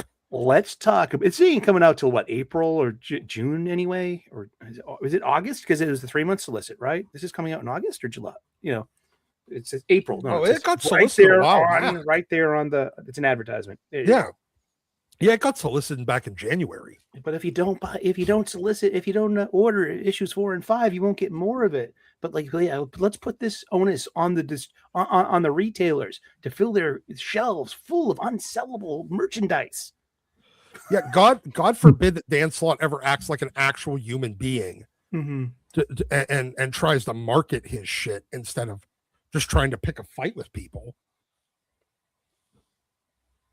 the closest I ever came to having a bad, it wasn't a bad interaction with him. It was in like 2014, 2015. And I got him on Twitter, and I was just like, I followed him, and I was reading Spider-Man at that time. That was like after, well, that was after Spider Island. And, but he was, I said something like, one thing you don't do is suggest plot points and story points to a creator, because they have to dismiss everything you say. And he was like, hey, don't do that. You know what I mean? I can't, even read this. I'm like, oh, I'm sorry, Mr. Slott. You know what I mean? Seriously, I felt bad. I did that. You know what I mean? That happened. But that wasn't, he didn't block me then. I mean, no, we continue, I continued to follow him for years after that. And then came the whole Slotto Bloctavius thing. And I mean, I get that he must get so much heat. I mean, it is the internet. It is social media. And I get some of the unlikability and some of the, the crankiness of these creators. They must get a bunch of heat for, and from anonymous sources as well. So I can understand and to an extent, but then comes selling your actual product. So when you get things like getting blocked, I got blocked by what? Like who else? Like, Becky Cloonan. I mean, God, I want to buy your art. I want to buy your books. I never had a bad interaction with you, but you block me for why? Because I follow this one or that one, or even some of these the show. These people are clueless about business. That's the trouble. And their bad behavior is encouraged, so they continue to get worse and worse and worse. And I'm like, well, Rinny, like, how much did you get any heat while doing Silk? Like from the community, from the fandom? I mean, what did you hear about Cindy Moon? Did we dislike her? I don't feel that. I didn't get any heat about that. I mean, I was just okay. First of all, it's I have so much to say about this. You're doing comics. How much heat do you think you're getting? Like there are creators in. Compare the heat that any comic creators think they get to like J.K. Rowling. You're getting nothing. You grow up and handle it, first of all. But second of all, we had, just like how we discussed before about how American comics are, it operates more like a in club where the creators are focused on pleasing each other, and it's a consensus thing, and it's more about pleasing the publisher. That's very much true. And what doesn't factor into that equation is pleasing the customer. And it very much operates in this mode, like, well, we're not, the customers are just, they're obligated to give us money, but like they're either they agree with us or they can go away. And the people that they're actually working for, I think a lot of creators, not everyone, but a lot of creators in Western comics think this way. The people that actually I care about being cordial to and that I'm working for are the publishers and other creators. So those are the people that I have to agree with and be polite to, but everybody else, either they're with me or they're just my enemy. And that's not a healthy way to approach any art form or run any business, but that is 100% how a lot of these very aggressive creators that you see on Twitter yelling at customers and blocking people, that's how they think, and that's why. But I'll also add that blocking people, I understand getting heat and not wanting to deal with it, but blocking people is like actively malicious. You want them to know that you hate them and you dismiss their opinions, and that's just not necessary at all. I don't think I've blocked anyone like temporarily. I've had a couple of people really bother me, but it's temporary for like a couple of weeks. But if someone I really don't like has been bothering me, I mute them. I don't block anybody because I'm just against it. If you're running a business, if you're a creator, that shouldn't be something you're doing at all. I wonder, what I've always wondered, if people like Dan Slott get continued work because the editorial and the other creatives look at it as he's kind of like that guy that works in customer service that will just tell a customer to go fuck themselves, and you get like secondhand wish fulfillment. I get it. You want to just tell your boss or the people that are in charge of you every once in a while, go fuck themselves, but you can't, because otherwise you get fired. And I wonder if those people are like, yeah, well, because they get to witness the thing that they wish they could do without getting fired. And then you keep Dan Slott. That's what keeps a lot of them, at least temporarily, in the industry until they realize, oh, this guy, yeah, he's funny to watch, go tell the reader to fuck off, and kind of we get our wish fulfillment fantasy completed for us, but at the same time, he's costing us money. So, all right, we'll move on to the next person that'll both tell people to go fuck off and maybe make us some money. And then that's why you get cycled through. I think that's where Dan Slott is now. He's realizing that he's at the end of that cycle. Dan Slott's a weird case because it's not exactly like he's great on meeting deadlines and being ahead of the curve and making sure he gets all his stuff done on time. They did an entire Disney Plus episodes of Tom Brevoort making fun of the fact that Dan Slott couldn't get stuff done on time, and they would always have to have what's his face coming in and ghostwrite for him. Gage. Yeah, so it was known that it even on a professional level when it came to doing his work on time, he wasn't very good at it. But he is the longest tenured Amazing Spider-Man run writer. That's probably what it is. Well, you missed what I said before, that for a long time he managed to bamboozle the industry into thinking that he made the title on ASM instead of what everybody really knew was that the title made him. Yeah, that's basically what happened to him, and I do love the irony. I like seeing him get his comeuppance, and having to go out there and beg people and be like, please, come support my book. I'm on Spider-Man again because it's the only thing that I could ever do that would actually sell. But now people don't even care anymore. Sorry, Dan. Well, they don't care because he's not on the book that matters. It's kind of like when they did that. It's not that industry anymore. Yeah. There's only one. Really? Is it non-canonical? Is it a tie into the movie? I mean, do I care? Within his continuity of Brand New Day, but it is not associated with anything modern. Yeah, so it's in the post One More Day world, but it doesn't matter because it's not going to change anything. It can't change anything.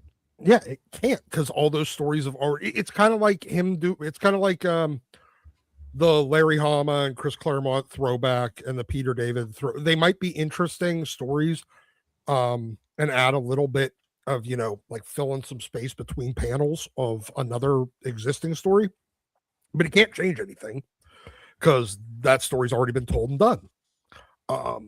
The only way that they were able to do that was with Maestro, which was a character that was introduced and never fully explored and was in its own timeline in the future. Yeah, because so that worked because you got to tell the story of how it got to where it got to Future Imperfect, but which is something that they'd never explored before. So that for that reason it worked. But even like some of the symbiote Spider-Man, while it might have been an interesting story, it couldn't change anything. Those Logan and Wolverine miniseries that Claremont did might have been interesting, but they couldn't change anything. But he's definitely ruined his reputation. At DC Comics, he's currently doing the fourth most important Superman book after Superman and Action Comics and World's Finest. Yep. Well, actually, Absolute Superman's more important too. Oh yeah, and I'd count Philip Kennedy Johnson's House of L as more important than Unlimited. It's got my dollar. And then over at Marvel, he's on the Spider-Man Brand New Day, but that's less important, obviously, than Amazing Spider-Man. Although there aren't a lot of Spider-Man titles right now. Is it less important than Miles? Probably more important than that. It's more important than Miles, but that's because everything at Marvel is more important than Miles. Yeah. I'm sorry. Once he quit Spider-Man the first time, he got Fantastic Four, he got Iron Man, he got all these kind of what should be somewhat premier titles. I was Fantastic Four hadn't been published in a long time, and he was the writer to bring it back. But he's not getting any of those chances anymore. Let's hear for the Papals. Daisuke says, I legit wish I was part of this panel. You are. Yeah. You really are. You're the chat. Here. Everyone's in the chat. Everyone has a voice. And this is the best way to spend Saturday morning, all hanging out with each other and talking about this thing of ours, this hobby. We love it. This is great. Thank you for tuning in, being part of it. Caleb says, let the fat man beg and let us all laugh at this guy after thinking he was riding a high horse, believing he was some kind of authority on comic books. I think that's a good way to say it. Yeah, more power to him for the fact that he managed to bamboozle an entire industry into thinking that he was the reason that ASM still mattered, instead of ASM being the reason why he had a name and he wasn't just the Ren and Stimpy guy anymore. Yeah, good grift. Yeah, but if you look at his way he would talk to people, even on like social media, on Twitter and stuff, he was always very condescending. He definitely felt like he was better than the plebs that he was having to interact with. I think that's the thing with Dan Slott, why it kept him going for so long, because it was the guy on ASM that nobody would drop. He was bulletproof on that because he was on ASM. Now nobody was reading it anymore, but they were still sales buying dropped to under 65,000, which is something that was basically unheard of. It did. He got it down to what we thought at the time. Zeb Wells proved it further wrong. Was like lowest common denominator ASM. Nobody was reading it. There was nobody talking about the book. They talked about it for 5 minutes when he became Superior Spider-Man. Yeah. But after it went back to Spider-Man, nobody talked about it again. And he was able to continue, like, it didn't have the same level of a detrimental effect. Him going and telling fans to fuck off, that everyone else that did it, they'd see a massive drop because they didn't have the protection of a book like ASM that people weren't going to break their run of. Well, not at the time, but Marvel has alienated so many people with their poor quality that people are kind of abandoning ship. Yeah, it took longer for that. It took a long time, yeah. Web Slayer, hot pizza with Zendaya or chicken nuggets with Wes? Now that's nuggets with Wes all day long. Pizza's I better don't know than Zendaya, so Yeah, pizza. I don't want to be around Zendaya. Pizza's delicious. I would literally eat the hot pizza. Okay, can I just walk in, take the pizza, and leave? I don't want to be around that broad. Did she pay for it? She makes a lot more money than I do. How much pizza is being offered is the question. A lifetime supply? No, it's 2 slices in a conversation. I'll take that. Then I definitely want the nuggets. Like an anchor man. I'm going to take Zendaya out for a seafood dinner and not even have the decency to call her back. Sully, you're obviously a chef. You're a food man. I think even like unacceptable bad pizza is still perfectly fine. You think that, but you've obviously never had pizza in Canada, have you? I've had pizza in Canada. I've had pizza at the Expo Dome. I've seen the Brewers play the Expos like way back in 2001. The final what do they do season. to the pizza? It was a piece. It was exactly what Justin Timberlake said in the Love Guru. It's the Quebec pizza. It is the Pop-Tart with ketchup on it. I'm still caught up on the Expos playing the Bruins. What the fuck? Brewers, the Brew Crew, the Brewers, the Milwaukee I Brewers. thought you said Bruins. I'm like, what the fuck sport are we playing? No. That's the fucking baseball team versus the hockey team. The Expo Dome was like the weirdest stadium I've ever been in because it shares with like a public gym, so it's like very European. Because it was like where the Montreal Olympics were. And so it's like interesting place. Then I got some Pizza Hut in Toronto one night. Again, I don't know how they can mess it up. It's something. I love Canadians. I love Canadian girls, especially like Smallville, the Canadian catfight show. Girls who say a boot, but they cannot make pizza. I swear. Sorry, Canada. I love you. I lived in the UK and I used to go to this pizza joint down the street from me in Huntingdon, and they had the pizza Americano, and it had like canned corn on it and stuff like that, which is really strange. I was like, this is what they really think about us in America. And it was still fine. There is better pizza than that, honest. Of course. But it was the pizza Americano. I had to get a slice. I'm American. Got to check this bad boy out. I was like, I don't understand the culture. Wait, so at some point the Brits figured out that going around the world and collecting spices, they were supposed to put some of it on their food. It was a pizza joint. It Yeah, wasn't pretty good. Just, Italian. yeah. We don't boil everything. Well, they do, but they do like to put rotten cheese on stuff for some reason. Rotten cheese. Stilton sauce. Stilton's French cheese. I thought that Ugh. was, yeah. Stilton is good. Oh, it's awful. Yeah. I've had that on a steak. That's really good on Is steak. Stilton French? I don't know. I may be getting that wrong, but it's, yeah. There's lots I of just remember there's lots going of to a really restaurant- pongy French cheeses as well. Getting like Like, a we're not chicken alone. breast with Stilton. I was like, oh, that'll be good. Then I tasted it. I was like, that's rotten. Yeah, they make it by putting wires in it and letting the wires go rotten. Yeah. Not Like a a good Monty thing. Python It was like sketch. blue cheese, but worse. And I despise blue cheese. Not good. You don't like Yeah. blue cheese? No, I don't like I anything hate rotten. blue cheese. What? Disgusting. It's Cheddar's so better. good. So You guys like rotten even if cheese? but what about like if you're getting wings? You don't get blue cheese then? No, I get No, ranch. I like You don't ranch. get blue cheese with Blue cheese is moldy cheese. That's disgusting. It's okay. It It's depends on mold what that you kind of can blue eat. cheese. You need to be more adventurous. yes. I might be able to eat the ass out of a skunk, but I'm not going to do it. Are you crazy? You get some stinky He's provolone. not wrong. Might be better Just than that because you can't eat pizza it with the doesn't mean you canned corn should. on it. Right? Oh my goodness. There's a I don't lot know, of things we can do that we shouldn't. Yeah, I don't like blue cheese. I didn't like the Stilton either. But weirdest cheese or pizza I ever had was in the UK. Callum says, on what Eric said earlier, apparently I missed this. I got several just for mentioning Ethan when that god awful Lanterns trailer came out. It shows how thin-skinned and high-minded people are. It blocks on social media or heat, like, for in actual comments. Yeah, I mean, You don't remember what you seriously. said? No, we were talking about like getting blocked, by these people and just. And We're I'm talking assuming he about didn't get both. blocked. I think he Just must have got getting- people talking to him. Yeah. Just getting But heat. yeah, if you go at Ethan Van Sciver in a post, people are going to You're come gonna- and give you some hate. You called down the thunder. Well, you wanted it.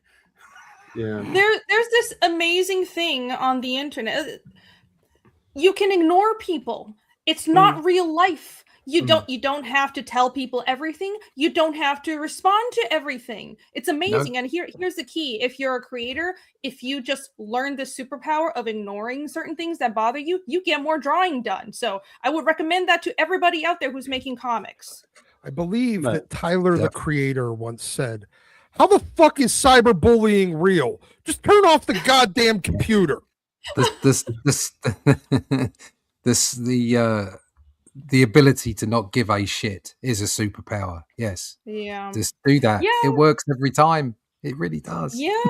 Like in certain instances, because nowadays we have our businesses tied to an online presence. In certain instances, you can have situations where people are really trying to damage your business, but most of the time, a Twitter slap fight is not worth your time. No. You can just ignore it and get back to work. Yeah. But if you had something bad to say about that Lanterns trailer, I say go for it. That thing sucked. It was awful. Yeah, crap. Ugh. Don't even get me started. We'll get to that Get me eventually. started. Don't say anything, Sully. Don't you dare say something positive. What? You got something positive to say about Lanterns? Let's hear. Okay, putting the Green Lantern. Kick him now. I putting dare the- you.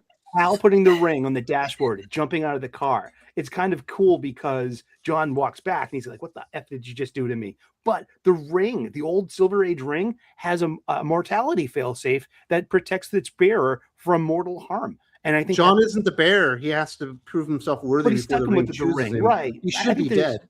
There's something going on that With I mean. his attitude, he should have died. And There's no way the ring would have chosen. And the reason why there were not bright colors on Hal's, weird physical object, uniform is because by the end of the show, he should be glowing bright. You know what I mean? I think that's set up to pay off. I think we have to But there I'm is the feeling it for you. possibility that John is acting so out of character because he has been infected by the color yellow. Because he does have that yellow ray gun that's pointed at his head. Maybe all that stuff happens after that, and that's when he's a jerk off. Ooh. But still, that's the trailer that they gave us. I can't believe you're defending that crap. I'm not Sully. really. I just like, you know me. It's in my idiom to be like He's positive. an Cal, but optimist. Eric's one of the people that Yeah. just went out there and started talking crap to you. That's who he is. I appreciate your optimism. well, I'm a huge Green Lantern fan. Why do I want this thing to fail? You know what I mean? No. It's already painted itself into a corner with Lindelof and Tom King, and it really has. And Bad start. and just saying, and then being blithely saying, "Hey, I was on a comedy podcast when I made an off-color joke." Blah blah. I just made that part up. But with the whole green is stupid thing, yeah, you painted yourself into a corner with your fantagonism. And then Grant Morrison was so good to call you out on that and being like, Well, it "Listen, didn't help that there was no green in the fucking trailer. It kind of backed up that he thinks it's stupid. I think it's coming though. I think that's coming, and it's set up to pay off. Like now, I don't like- want to see anybody coming green.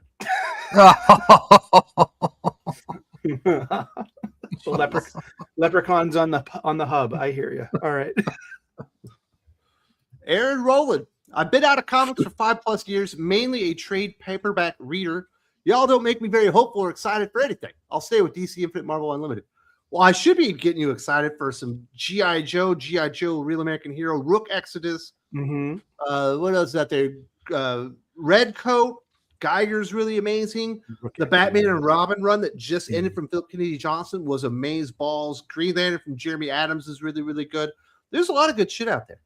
The pretty much most of the Skybound stuff is really, really dope, except for weird going gender politics Transformers. Yeah, that was a little bit of a swerve I didn't particularly like. What else would you recommend out there for somebody that's trying to get back into comic books there, Dylan? You got any more thoughts? Hyde Street's really good. Aquaman's really good. Infernal Hulk's really good.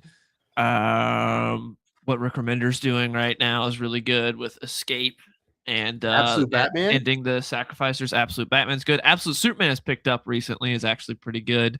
There's a lot of good comics. It's just mostly Superman not is Marvel. good. Yeah, Superman is good. It's just generally stay away from Marvel. Everything from not Marvel, Marvel. there's like a lot of good stuff you can find. It's just Marvel is where Yeah, I'm hit down up the right now. Energon stuff. Hit up the Ghost Machine stuff. You know, half the Batman titles. And if you need something indie, you can go check out the Atlantean on GoFundMy Comic with Russ Leach, or you can go to Indiegogo or Kickstarter with Reenie's. Stuff like that. They're different. But DC Infinite Marvel Unlimited isn't the worst way to go if you don't mind not being completely aware of what's happening immediately, because you do get those books, I think, 90 days after release is when they finally show up on the digital platform. But if you're just there to find some stuff and see if it's cool, it's probably a good way to do it.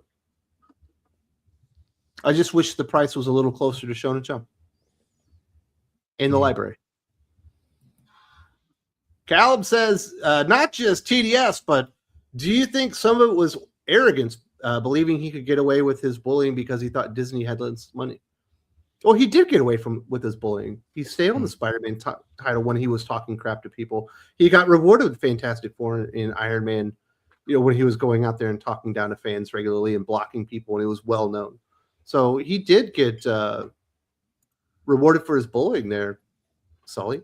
No doubt about it. Of course, yeah. You can sit on your throne of skulls there from your vanquished enemies. All right, it's just funny books, and I just want to buy them. But I'm not a sucker. I'm not your bitch. I'm never going to buy a book from a creator that blocked me with no interaction. You know what's He probably believed his own hype that, you know, I'm the biggest Spider-Man writer of all time ever. You know what's and nobody will take my bids away. You know what sucks? Because you guys are always extolling Dynamite's Space Ghost, and I grew up watching Space Ghost. I read issue 1. I'm not sure if I appreciated the whole, like, you know, real life mature kind of like stripping away its kind of like its goofiness. I liked it better when it was a little goofy. But you guys are raving about Space Ghost, and David P. Post blocked me on Twitter just like this, and I've never had an interaction with them. And I'm like, I can't buy your book. I'm not going to. I'm not your bitch. I'm not your sucker. Blocked Aaron Sparrow too for some reason. Yeah, no. Well, he might have had it coming. He's a bit of a punk sometimes. Well, Well, he and Peppos were buddies. Like they used to go and get drinks and shit I together. desperately tried to separate art and artist.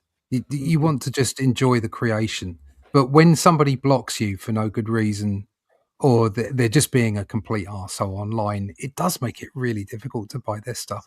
Yeah. I mean, I am under no obligation by not supporting you, I'm not supporting my local comic book shop. I'm not supporting these presses that need to sell these books to keep this thing of ours going, because that's all we have is each other.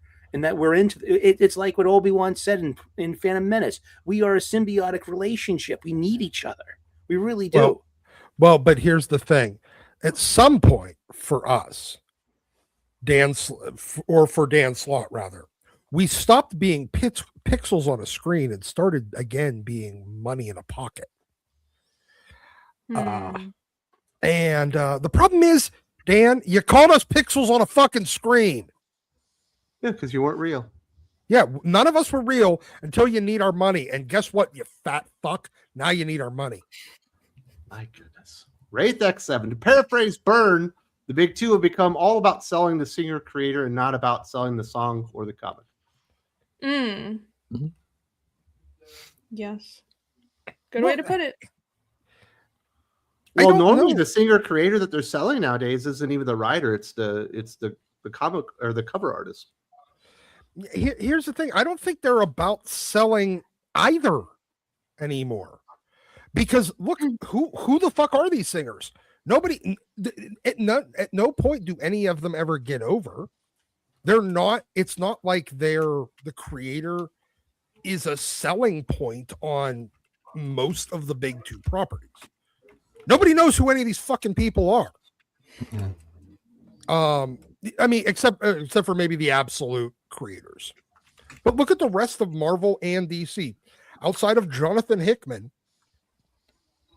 nobody knows who any of these fucking people are. So they're not really selling the singer. They're also not selling the CD cover artist now. That's what they're mostly selling. They're just selling the cover art. They're selling pinups that attach 23 extra pages to them. Yeah, when you even look at any of their marketing, like releases and everything, the list of cover artists is bigger than their description of what the book is. One might even suspect that it's not even R&D. It's like comics exist as this branch of larger entertainment conglomerates just to keep IPs existing. Maintain the rights. Yeah, they're probably their budgets are underneath like legal budgets, not under creative budgets, because it's just an expense you have to have so that you can keep using those things in other mediums. Yeah, I wouldn't doubt it. Daisuke says it's sad that EBS has become a lol cow.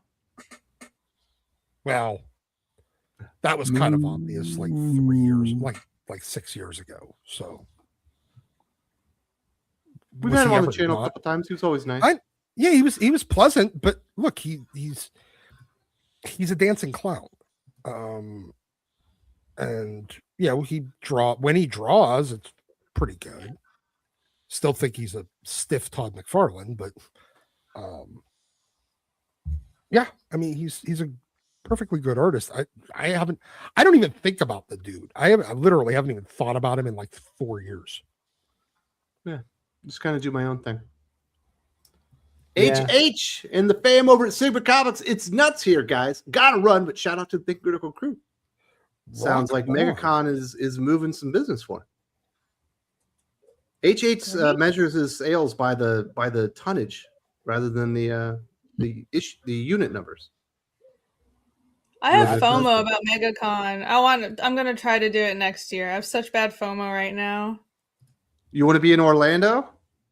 Yeah, no, I actually did MegaCon years ago, and it was a good show, but I didn't know people, but now I do, and it's apparently a thing where everyone meets up there, so I'm like, oh, I missed out. So I'll try to do it next year. Would you go to Disney World or Universal or something? I've been to Universal. Yeah, I actually drive down to Florida every once in a while, pretty frequently. So no, it'll just be a fun vacation to go with it. Very nice. And Dylan, you said you ran into HH at Emerald City Comic Con, right? Yeah. Talked to HH, was good. Gave your old lady a comic book? Yeah, I gave her the manga. Very nice. Because she's Asian. Yep. She get racially profiled, but she got a free comic out of it, so it works.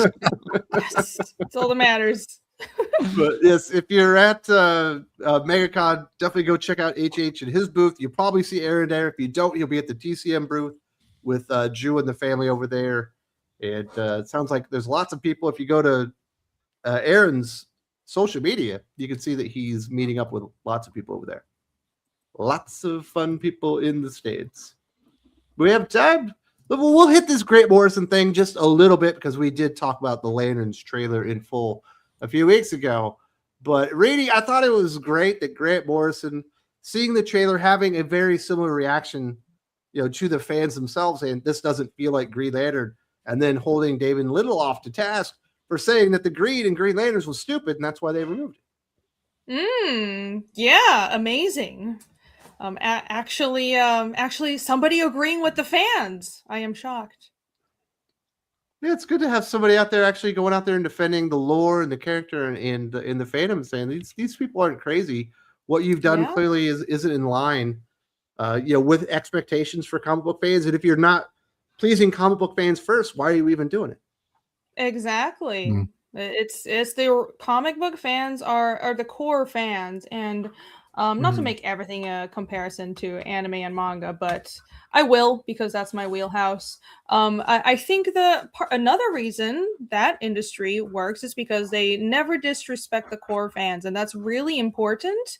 I think in these adaptations from comic book franchises in America, what happens a lot is I think Hollywood loses sight of the core fans, or they just all out disrespect them by betraying what the fans want in this misguided attempt to appeal to a wider audience. Well, the core fans is like the nucleus of every franchise. So they're the people that matter the most. And a wider audience will come if a product is good, but you really have to.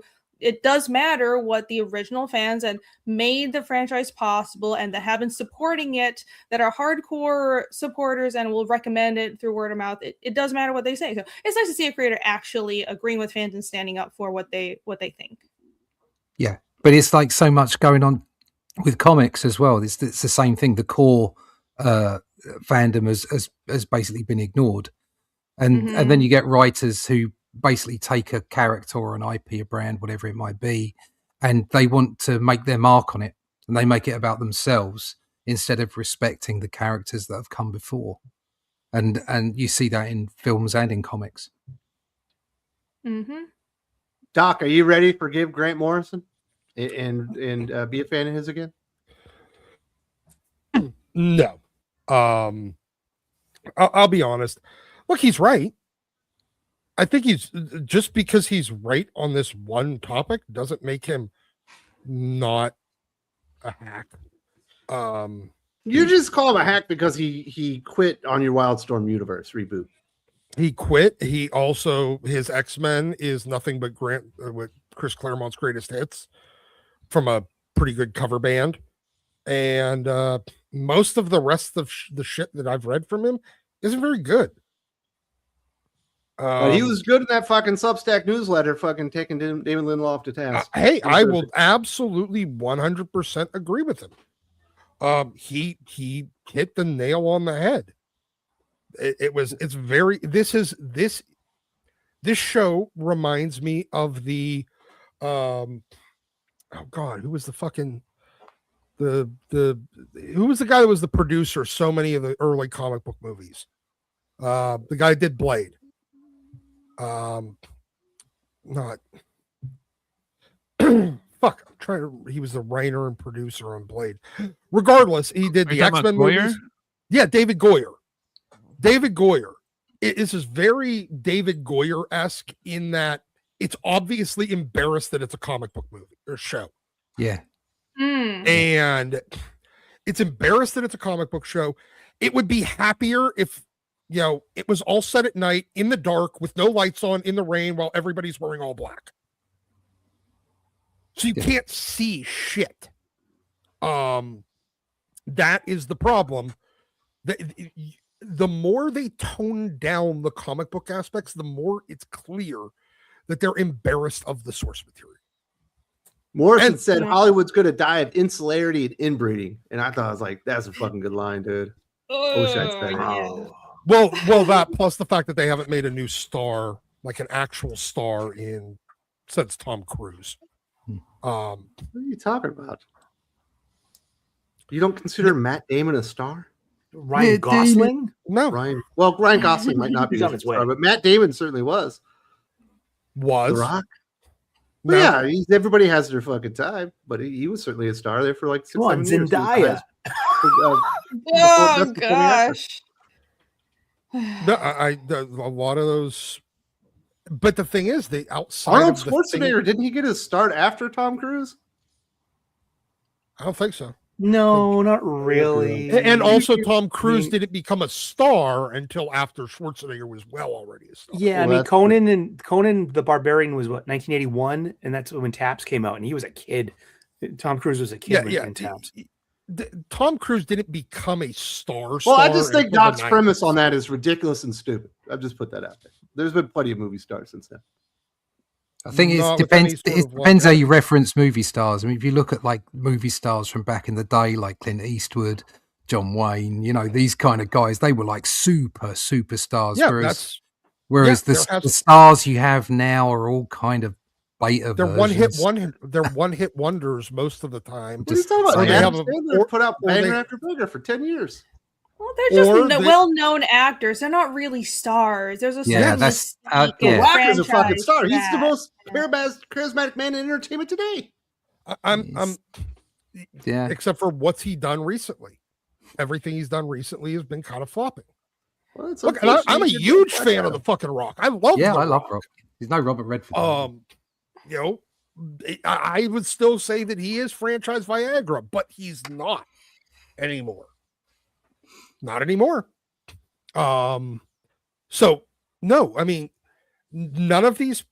You'll have people that have momentary flares of stardom, but they're not stars. All right, let's get back to the Grant Morrison part of it all because So- I do need to get to my chicken nuggets eventually. But yeah, no, I think Grant is 100% right. I think that they're more likely to die of not producing stars, but Mhm. incest and cannibal, Insularity like and self-immolation. Oh my goodness! Um, Sounds like Game of is- Thrones in here. Yeah, it is about the same thing. Hmm. I don't, didn't Grant say something about because normies can sense if like the core fandom isn't really embracing it. Why should I? Yes. That was Yes. a really No. interesting. I liked that Valid interpretation point. a lot. Well, that's Mhm.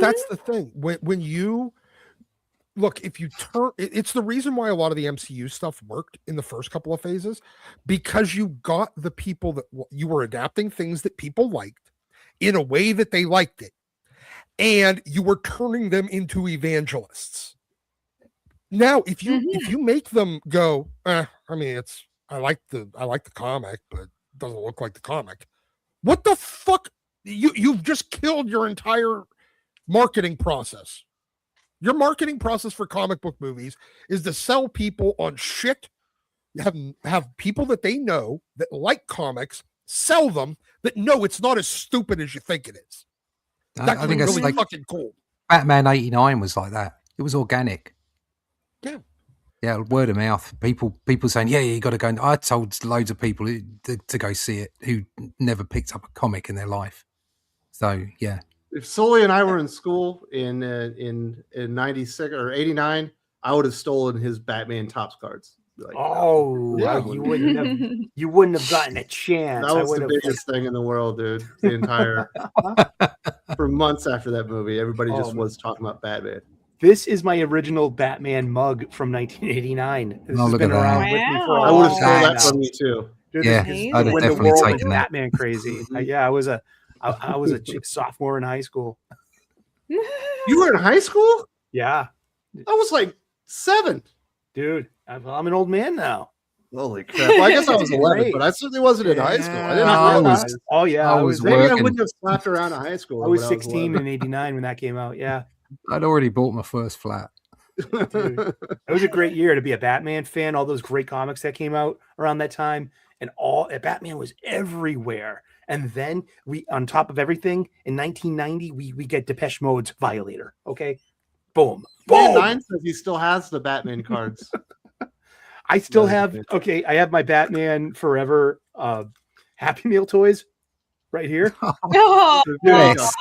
I love those, man. Dude, I was so Batman crazy back in the day, which is what surprises me now because I'm older and mellowed that I'm such a Superman fan now.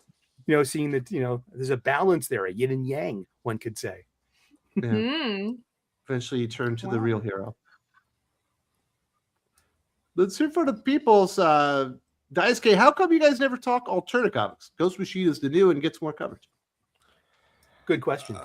And I don't alternate really comics are less available. We have talked alternate comics. In fact, I had the owner of alternate Peter comics. Saletti, on the Pete Smith's a channel. great guy too. I like him a lot. Pete on the channel Alternate's several cool. years ago. But they do some pretty cool stuff, and I like the newsprint aspect of it all. But Yeah. I think they mostly they stopped distributing their books as much, so you just don't hear from them as much. It's hard to sell get the online only. Yeah. Yeah. I think they're doing direct distribution, and which is fine, but it also significantly reduces availability. And also, let's be real. Most of alternative stuff are 4 to 6 issue miniseries. That's true. I back when I first moved here and I was ordering comics from my shop there in Manila, I ordered some alternate comics through them. And then they started ordering them for the shelf after that. Not all the series, but some of them. Cool. So I was trying to get the word out at one time, but you can't really get them anymore. But I do think, from what I read in Alternative, which I do really enjoy, and I think the value there is absolutely amazing. I think the Ghost Machine stuff is better, personally. But I'm a huge Jeff Johns fan, and I probably would be characterized as a Jeff Johns mark. What do you think, Dylan? You're a Jeff Johns mark? Ghost Yeah, Machine's pretty good. he's my favorite. Yeah, he's doing great. Ghost Machine's great. The only problem with Ghost Machine is their publishing schedule is all over the place. Other than Red Coat. Red Coat comes out consistently on time, month after month. But every other book is a shot in the dark. Yeah. Garfield's Bizarre Adventure. According to EVS himself, he's drawn 34 pages of Rainbow the Brute in 5 years and 4 months. At this rate, the book might be done by 2030. I don't care anymore. You know what? I made remember last year when we were doing the best of 2024, and we would say, what are the most anticipated books you have for 2025? And I said, Rainbow the Brute. And I think it's coming. I have got faith in this. I believe in this.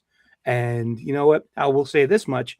Next month in April will be the 5-year anniversary of me backing that project. I'll see it when I see it. And that's all there is to it. I don't want to say anything negative about that, that sphere, because they're pretty vicious and I don't want that. And I'm not looking for heat. I'm looking for my funny books. And I like backing, I like backing these independent projects. I feel like a real patron of the arts. I'm a blue collar guy. I am directly contributing to art being produced. These books, yeah, they go out to the buyers, yeah, within 4 weeks of the end of our campaigns. And they're done before the end of the campaign. And so if people are going to hand over good money, you really ought to be. And this is not me attacking EVS. My personal opinion of what I should do is that I should make sure that people who are handing money to me get their books in good order, in good time. It does suck that it could take that long for the production on a book that you back. Yeah.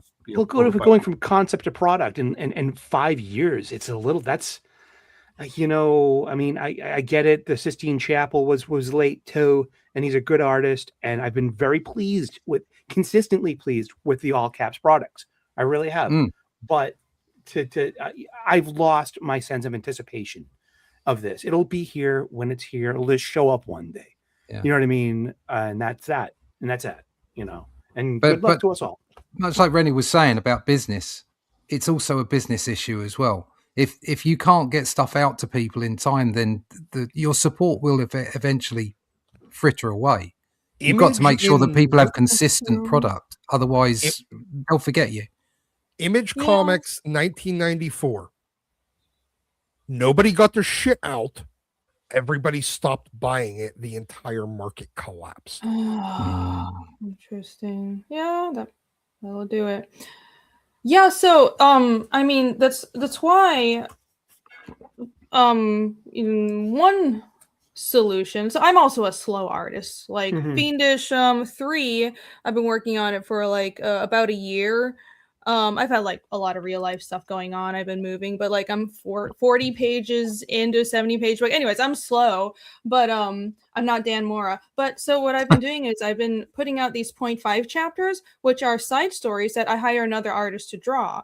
And that means the customer gets a product that has a faster turnaround. They're shorter books. And because I have so much material written for my characters, because I love my characters and my world. So I have other artists working on these side books, and they're smaller campaigns, and that keeps a franchise going. So like, I'm not like, I don't like criticizing other creators. I'm not here to do that, but it's just like I think it's important to keep your franchise and your IP in the minds of the fans and deliver something semi consistently. It's just sort of your duty to your creation, and it's what the fans want. So that's a solution that I figured out that kind of works for what I'm creating and worked for my book. Consistency. It's also it is. It's marketing kind of 101. The more frequently you can get the audience in your product in front of an audience, the more in the front of their mind it is, and the less they reconsider purchasing it. It's one of the reasons why like the TV model works okay for television, but shows have a 4 to 10, I mean with the rare exception, but like 4 to 8 year window for most TV shows before they die.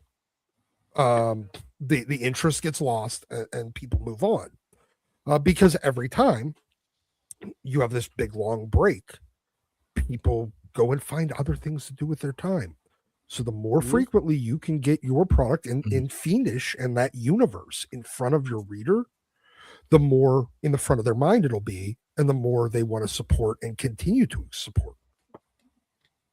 Next up, Caleb says Gunn only cares about entertaining himself now. And this is Lindelof, the guy so cucked and full of white guilt he makes Feige look good.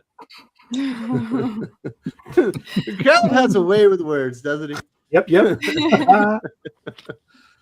I never watched his Watchmen, but I didn't watch Watchmen either. I just saw clips. Very good. Yeah, I saw the clips and I was like, "That's enough for me." I could feel the collective cringe. I feel like Damon Lindelof, ever since Lost got put on television, he's like, I can't ever have white people doing good things ever again, because that entire cast was white with like 4 exceptions. There was like 25 people in that cast. Like there was like 4 not white people. We had the 2 Koreans. Yeah, Sun, Jin. You had, I mean, Michael sucked. Everybody hated Michael. And Saeed. I like. Yeah, but you also got what's her face from Fast and the Furious. She showed up. Michelle Rodriguez. Yeah, but then they killed her because she and the Libby chick got caught drunk driving. Oh, Saeed was a great character. Got fired. It's like you can track Saeed's progression from good guy to bad guy by the tone of his undershirt. That the white beater shirt, it goes from white to in the first couple of seasons, it gets gray, and then by the final seasons, but he gets infected by the big bad, it goes black and he turns evil. I love Saeed. Good character. Twitchioki says stars put butts in seats. No one can do that now. You're probably right. Yeah. I would like to believe that Gosling is a movie star. But he's made some kind of big action movies that didn't do well. Dude, he's been around for a while. He was young Hercules, like way back in the day on TV. When Kevin Sorbo's Hercules, it was Ryan Gosling as young Hercules. Remember that? In Ryan the Titans. Yeah.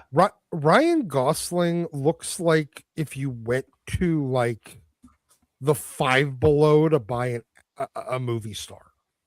It looks kind of like a movie star. But I don't like him because of the way he looks. I like him the way he acts. He's a good actor. Come on, he's Ken enough, man. Dylan, will you put it on the shirt? I mean, come on. Dylan likes fucking Gosling, right? He was Dude? great. Gosling's great. Doc's expectations are just, he's like, Ryan Gosling looks like shit. Zendaya looks like shit. All these people look like shit. Like, Doc has high standards. crazy. I'm saying that Ryan Gosling looks like the cheap knockoff of a movie star. I don't know what movie star that is. No, Oh, man. he isn't. Whatever He besides looks that, he's a fine. great actor, but he's had Dylan, some bombs. There's did probably you not a see- big movie star right now, right, Dylan? No. No, it's You know who it's Oh, go ahead. Sorry. I was gonna say it's almost impossible to be a movie star now with like in the streaming era. It's really hard. I'd say the closest as far as like up and coming and getting there is like Glenn Powell. Like he's really post He's Top had Gun a ton of Maverick. bombs. No, he's had like two. He's had like several like big hits though. Like Running Twisters was a Man? big hit. Anyone But You was a big hit. Hitman was a streaming movie, but it was a hit. Like he's had some. He's really done a good job taking his like fame post Top Gun Maverick and turning it into like making some hits. But he has had some bombs like The Running Man. But that was also a bad movie. So Who the fuck is Glenn Powell? you have to watch movies. I To don't know who he who is, that Doc. is either. I watch a lot of movies. Who the fuck is Glenn Powell? He's The in guy that Top was in Gun Top Gun Maverick. Maverick. He was the star of Twisters. He's the He was star of in the Twister, yeah. Running Man. Who did he remake. play in Top Gun? He was the guy who came back at the end. He was Hangman. Oh, He was the new Iceman. So he's Miles Morales of movie stars. He gets everybody else's leftovers. And we want to make him and we're calling him a star. Okay. He said that we don't have a actually- star. He said it's the closest thing. I would watch a movie. This is just also why we for don't have Anya movie Taylor-Joy. stars, because like there's a guy that's doing an attempt to make good movies and like doing a good job for the most part. It's like instantly like, fuck that guy, I hate him, I don't know who he is. He was in Top Gun. All he does is have a few people. Like, well, that's why we don't have movie stars. That and Timothy Sorry. Chalamet. Timothy Chalamet's like doing a good job trying. Austin Butler's like been in some stuff, but it's basically impossible to be a movie star now. There's some up and comers. What were you saying there, Rainey? It felt like we cut you off there for a second. No, I was just gonna say I actually I like Anya Taylor-Joy. I think she can act. I would watch a movie just because she's in it, because everything I've seen her in, she's been good in the movies. Same good. here. So, Yeah. that's like the only actress I can think of off the top of my head. Was like I don't think she's like Marilyn Monroe level movie star, but I have like she is I feel like her presence vouches for a movie. Right. Like I want to see the Queen's Gambit now, and I want to watch The Menu now. And like I'm a chef, and like Jesus, I haven't you had. Menu's great. I haven't The seen the Menu's Menu really yet. good. Oh, Yeah. you should Queen's watch the Menu. Gambit? Ugh. Yeah, I Shit was can't terrible. vouch for the Queen's Gambit, but the Menu was really good. I like the Queen's Furiosa, Gambit. pretty disappointing. Like I just saw The Northman. But for the also, first it's time. it's Ralph Fiennes that makes the Menu. He's so good. Yeah. He kills it in that movie. But The I just Northman's never- a weird movie. Northman's an incredible movie. Oh my God, Nicole Kidman steals the show. Wow, what a good movie that was. And I watched it with the Robert Eggers commentary track on it. I love watching movies like that, man. When I'm alone, I'm like, oh, I want the director's commentary track. I want like, the cast commentaries too. And what a good movie that was. Solid. Wow. Garfield's Bizarre Adventure, Comicsgate, damage, trust, and crowdfunding, whether it's failed projects like Death Raider and Super Killer, or the massively late projects like Rainbow and Conflict Claws Out. Backers want refunds.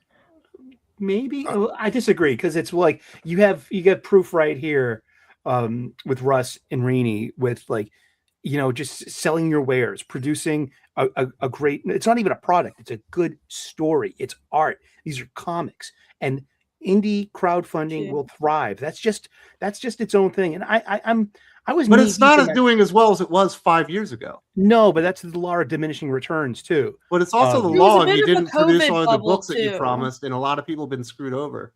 I'm I telling still you, got 2 Indiegogo books that I'm never going to receive. I've been knee deep in that side of the aisle for all years now, and I'm kind of like, I'm reticent to even talk about this here. This is like in Highlander, holy ground, Highlander. This is like church. You know what I mean? We have Ripa here. We have Ethan here. You know what I mean? We're like we are the middle, and we listen to everyone, and everyone has a voice here. No, I'm not just saying it's comics, No, but with people you. being late on projects and Yes. not delivering what people expected, I do think is damaged crowdfunding.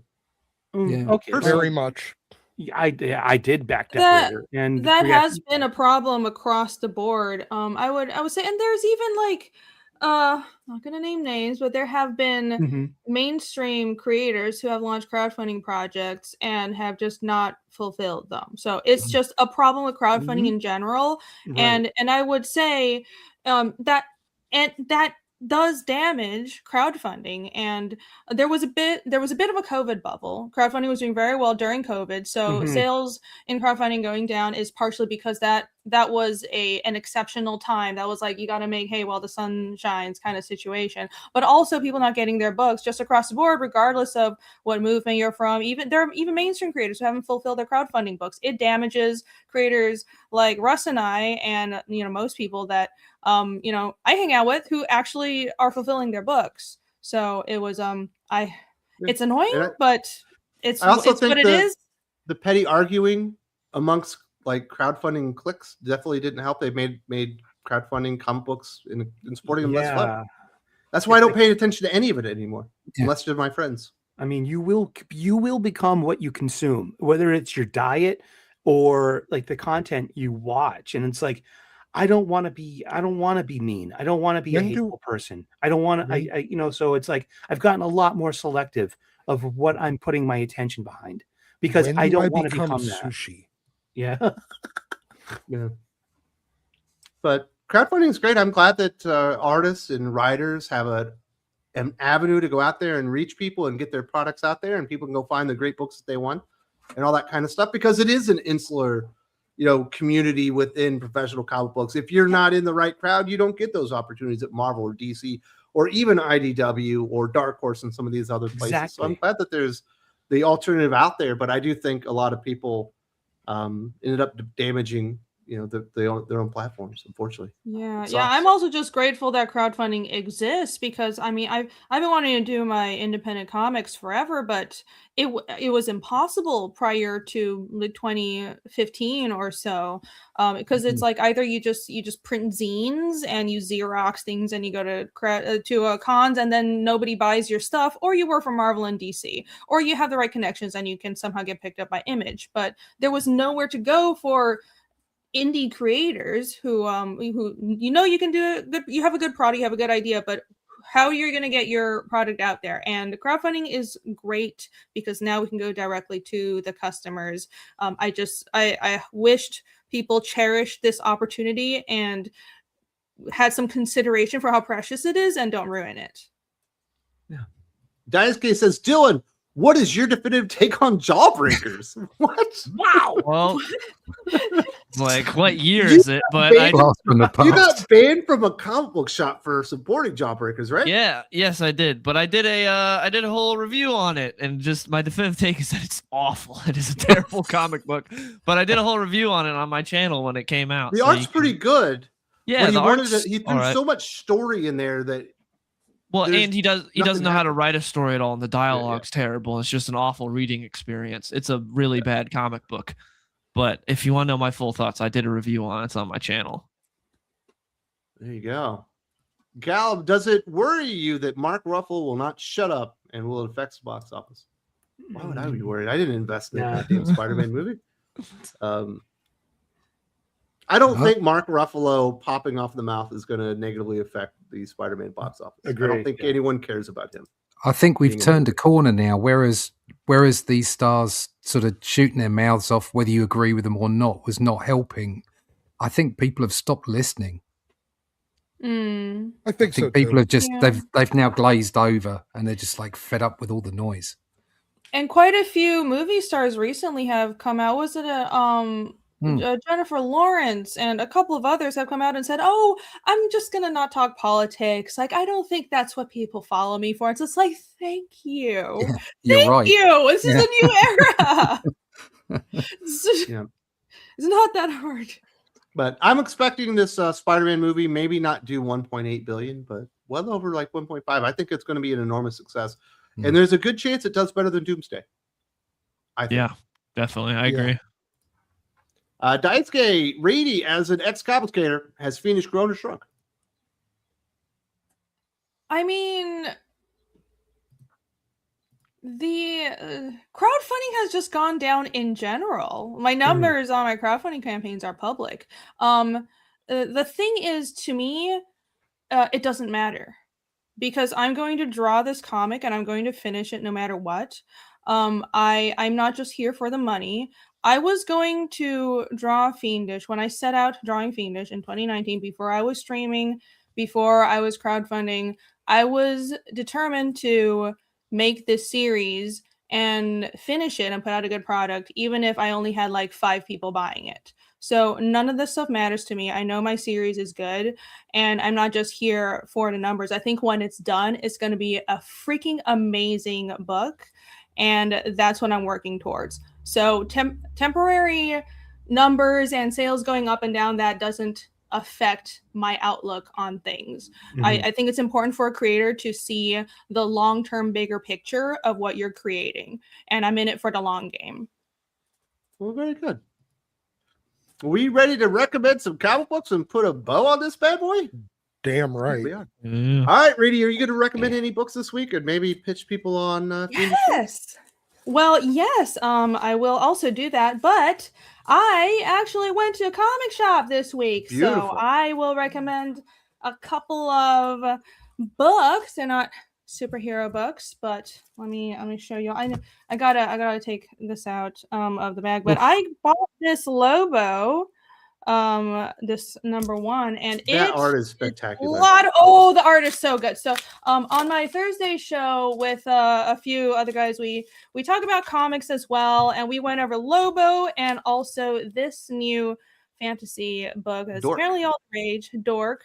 Very cute. So we went over it, we liked it, we had some like mild criticism, but like, come on, they're both doing really well. So I would recommend these, and I just want to show people the art on this Lobo book, because holy crap. The art is good when, as an artist, it makes you want to draw, and this is one of the books that makes me want to draw. So just for that, I'm going to keep reading, and I'm going to keep picking up these issues of this Lobo. The artist, who's the artist? Oh my god, I'm ashamed of myself. It's Jorge Corona. Jorge Corona. I can never remember his name. I keep getting his name mixed up with Jorge Jimenez, but it's obviously a totally different style. So Jorge Corona is the artist. Amazing, amazing art. His Kid Lobo might have been my favorite character in there. When he did the little Kid Lobo that was like cheating on all the graves. It was so good. Oh, that spread is so much fun. The like the baby Lobo shooting out. Like, it's so just the cartooning is so good. It's so grotesque. You can tell he's just having fun with every single line he's drawing is just great. Perfect choice for this series. Look at that little Kid Lobo on his little baby bike. Lobo. Already murdering people. So I would good. definitely buy a Jorge Corona Kid Lobo book.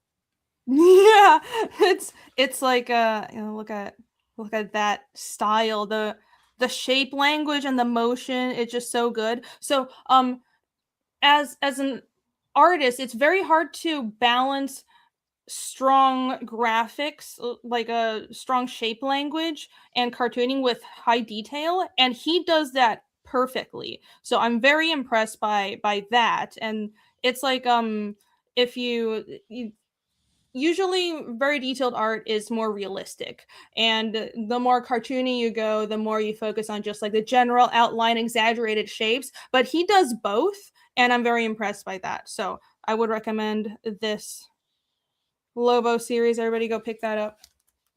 And also Dork. It's a fantasy comic. It's a new Image book. Apparently it's doing pretty well on the speculator market, and it's about an orc and a dwarf. That the main character is a half dork and half orc and half dwarf, half dork, and his name is Dork. So it's very charming. It's very cute. And you guys know I love my fantasy, so it's good to see an Image series, a fantasy series doing really well. I'm always supportive of that. So yeah, take a look Second at issue that. came out last week. Yeah. I have issue 1 and 2, and 3 is obviously upcoming. So The chicken reminds me of Chew, so that was also fun as well. Look, it's just goofy, it's fun, it's like a easily understandable world building, so I enjoyed that. And of course there's also my book Fiendish, and I guess I can show off some pages again if anybody wasn't here at the beginning to see those, as I've been working away on these interiors. Here are some of the pages I just finished. I just got through this scene of this very angsty scene of characters yelling at each other. The demons are coming back. I've been telling everyone that the demons are returning. So chapter 1 of Fiendish was a action-packed introduction to the world. It was one big demon fight. And chapter 2 was a lot of character work.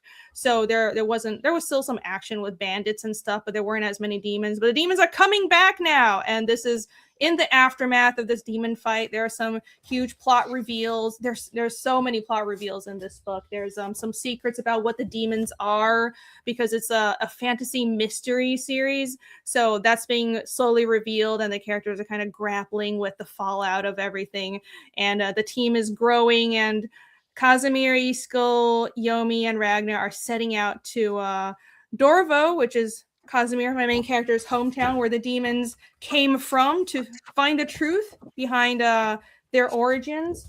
So things are really kicking off now, and here's more angsty characters screaming at each other. But yeah, oh, by the way, this was fun. This took me forever to do, and it's because if you guys have read Fiendish, then you'll know I made my own constructed language for my comic. I made up a language for my book, and if these gravestones, this is not gibberish. And the whole point of me making a constructed language, is called Nanarsa, is so when you do see any writing in the world, it's not just gibberish. I want the writing to actually mean something. And I was thinking, well, it's a fantasy world. I don't want to just have English. I wanted it to really feel like an alternate universe that has nothing, that isn't any real world culture exactly. So I had to, of course, you just have to make up a fantasy language for that. So anyways, when you do get the book, you can decipher what these runestones say. These are gravestones here, and the writing in the background always actually says something. So fun little Easter eggs for my readers. It's also why it takes me so long to make this book, because it's not just drawing details, it's translating Nanarsa and translating some dialogue that characters speak in Nanarsa. I think I showed this page off last time, but also detailed pages like this. But yeah, it's still available on both Kickstarter and Indiegogo, so check it out. Fiendish Chapter 3 Ravages will be fulfilling later this year. Cheers. Links in the video description. Yeah. Next up, Russ, from over in the UK. You've got the Atlantean #4 out right now on Fun by Comic Book. What do people need to know? And are you recommending any comic books? Yeah, Titans Conan. Always go get some of that. Latest book I bought was actually a reprint of Kevin O'Neill's Nemesis the Warlock by Pat Mills. This thing, which is wonderful. If you ever get any of the 2000 AD stuff, there's some great artwork in there if you want to take a look at that. My bad. There you go. This is like Kevin O'Neill is much like you were saying, Rennie, with that artist. It's like Kevin O'Neill is fantastically detailed, but at the same time, it's crazy cartooning stuff. It's beautiful. If you can get hold of any of the 2000 AD reprints, do so. There's some absolutely gorgeous stuff in there. Always pick that up. As far as the Atlantean is concerned, yes, we're over at Fund My Comic, because that's what we do. It's names on the tin, Fund a Comic. And it's some of the artwork that's available there at the moment. You can pick all this kind of stuff up. There we go. Something a bit more exciting, maybe. There you go. There's the inside front cover. That gets linked up. And there's some fight scenes. Probably getting a bit of chopping, like a bit of chopping and a bit of fighting. So there's all kinds of stuff in there. If you like Sword and Sorcery, if you like Robert E. Howard, you go over, check that out. If you want to follow what we're doing, go to rustleach.com, sign up for the email list. You can go and pick up a copy of Atlantean 4, which will be getting out to you in May, because we're close to finishing off the project. Aaron edits the project as well. And if you don't want to get involved in the postage and what have you, because we all know it's difficult these days, you can always wait until it goes onto Amazon, pick it up via Prime, and then that'll be a little bit more reasonable. It's 50 plus pages. It is black and white. It's not color, but it's traditional. Some of it's also ink wash as well. So it's got that kind of savage sort of Conan feel to it, the 70s feel to it. It's you can, like I say, you can pick that up over at Amazon once it's done. It is only $15 per book, so we keep the prices down so that hopefully we can sell more of them. So check that out over at fundmycomic.com. Very, very cool. And there are links to that as well as all the websites and everything, and their YouTube channels, like I said in the video description. All right, Sully, you recommended anything? I got 2 quality publications I picked up at my local comic book shop this past Wednesday. I am a Wednesday warrior. I got a pull list. Both of these books are on my pull list. The one remaining Marvel comic book I have on my pull list is Infernal Hulk. Infernal Hulk number 5 came out this week. This was magnificent. Kev Walker's art in this is impeccable. It is wall-to-wall action, and then we get some really nice story beats with Bruce and Betty.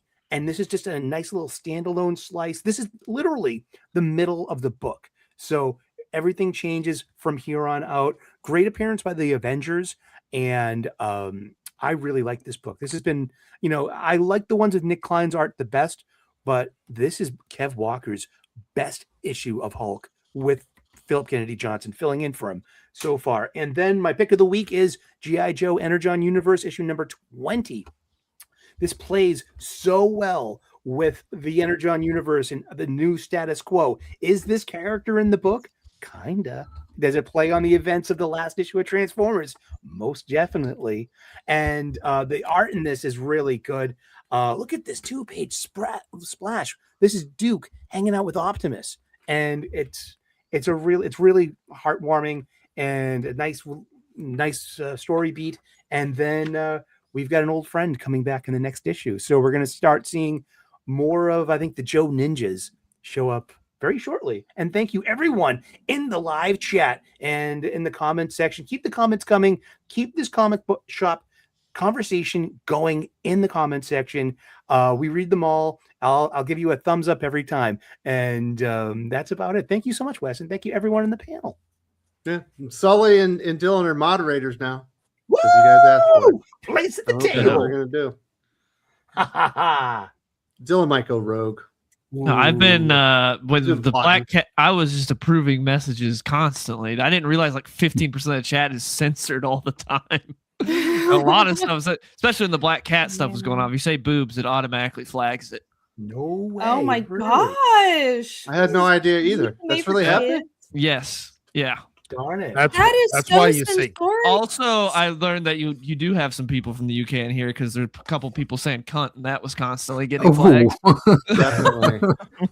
Yeah, that's just a Yeah, colloquialism. We someone use it all the just said- time. Shax just said boobs. I will hit show, so his message goes through.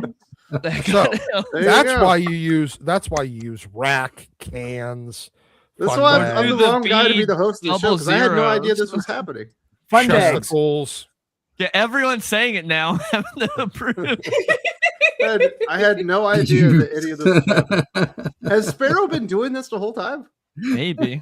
See, Wow. Jugs went straight through. Oh, that's how There you do it. go. That's pretty funny. You have any comic books you want to recommend, Dylan? Yeah, there's some good comics this week. Absolute Flash number 13. The first arc just wrapped up 12 issues, and it wasn't too good, but we're starting a new 2-parter with Mirror Master, and this was really good. I liked it a lot. It was actually a fun adventure and has some more sort of manga style art in it. It was really good. We got Deathstroke the Terminator number 1. Deathstroke's got a new series. I'm a massive Deathstroke fan, and I was happy to see him back. It's actually pretty good from Tony Fleeks and Carmine. Some really good art in there. The Infernal Hulk number 5. I completely agree with everything Sully said. It was a really good issue. Battle Beast number 7. Battle Beast back. Sort of a welcome back issue. Not too much happens in it, but it's pretty good. Ryan Otley kills it as always.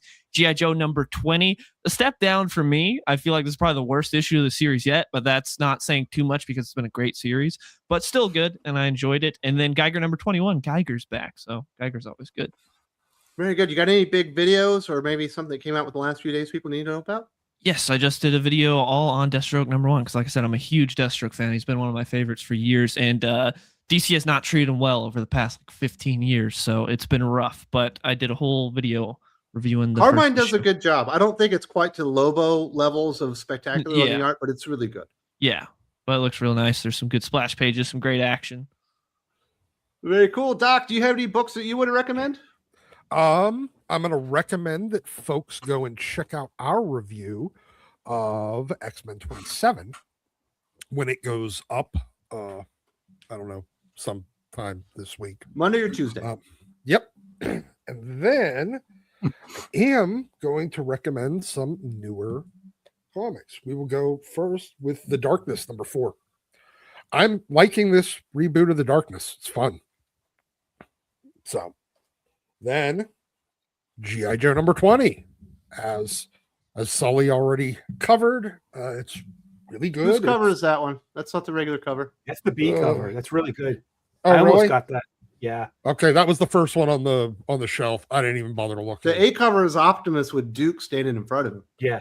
Okay, this was the first one, like on the top of the pile at the shelf. It's a really good. That's a good image. I like it. Battle Beast #7. It is back this week.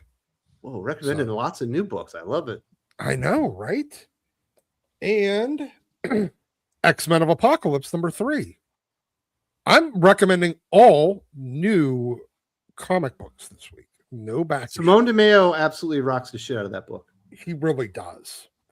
And then I got lucky yesterday. This is the Ghost Viper with the Dire Beasts.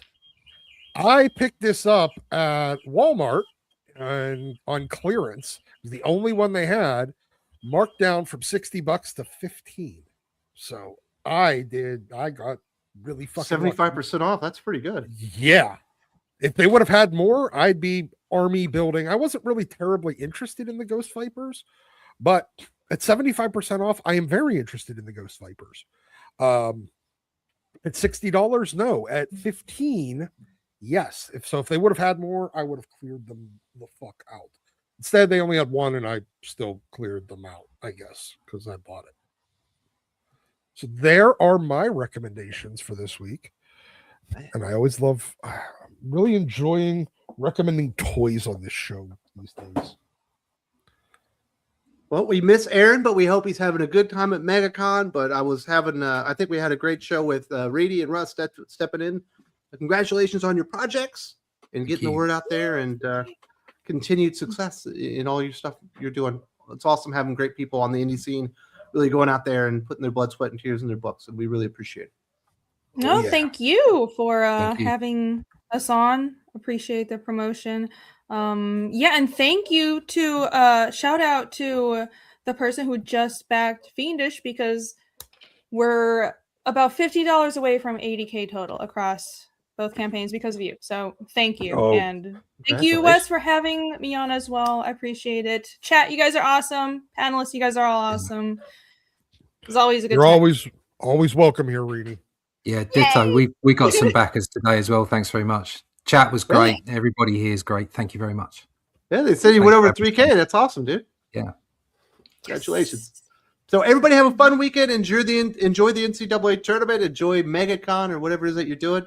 And, keep it geek.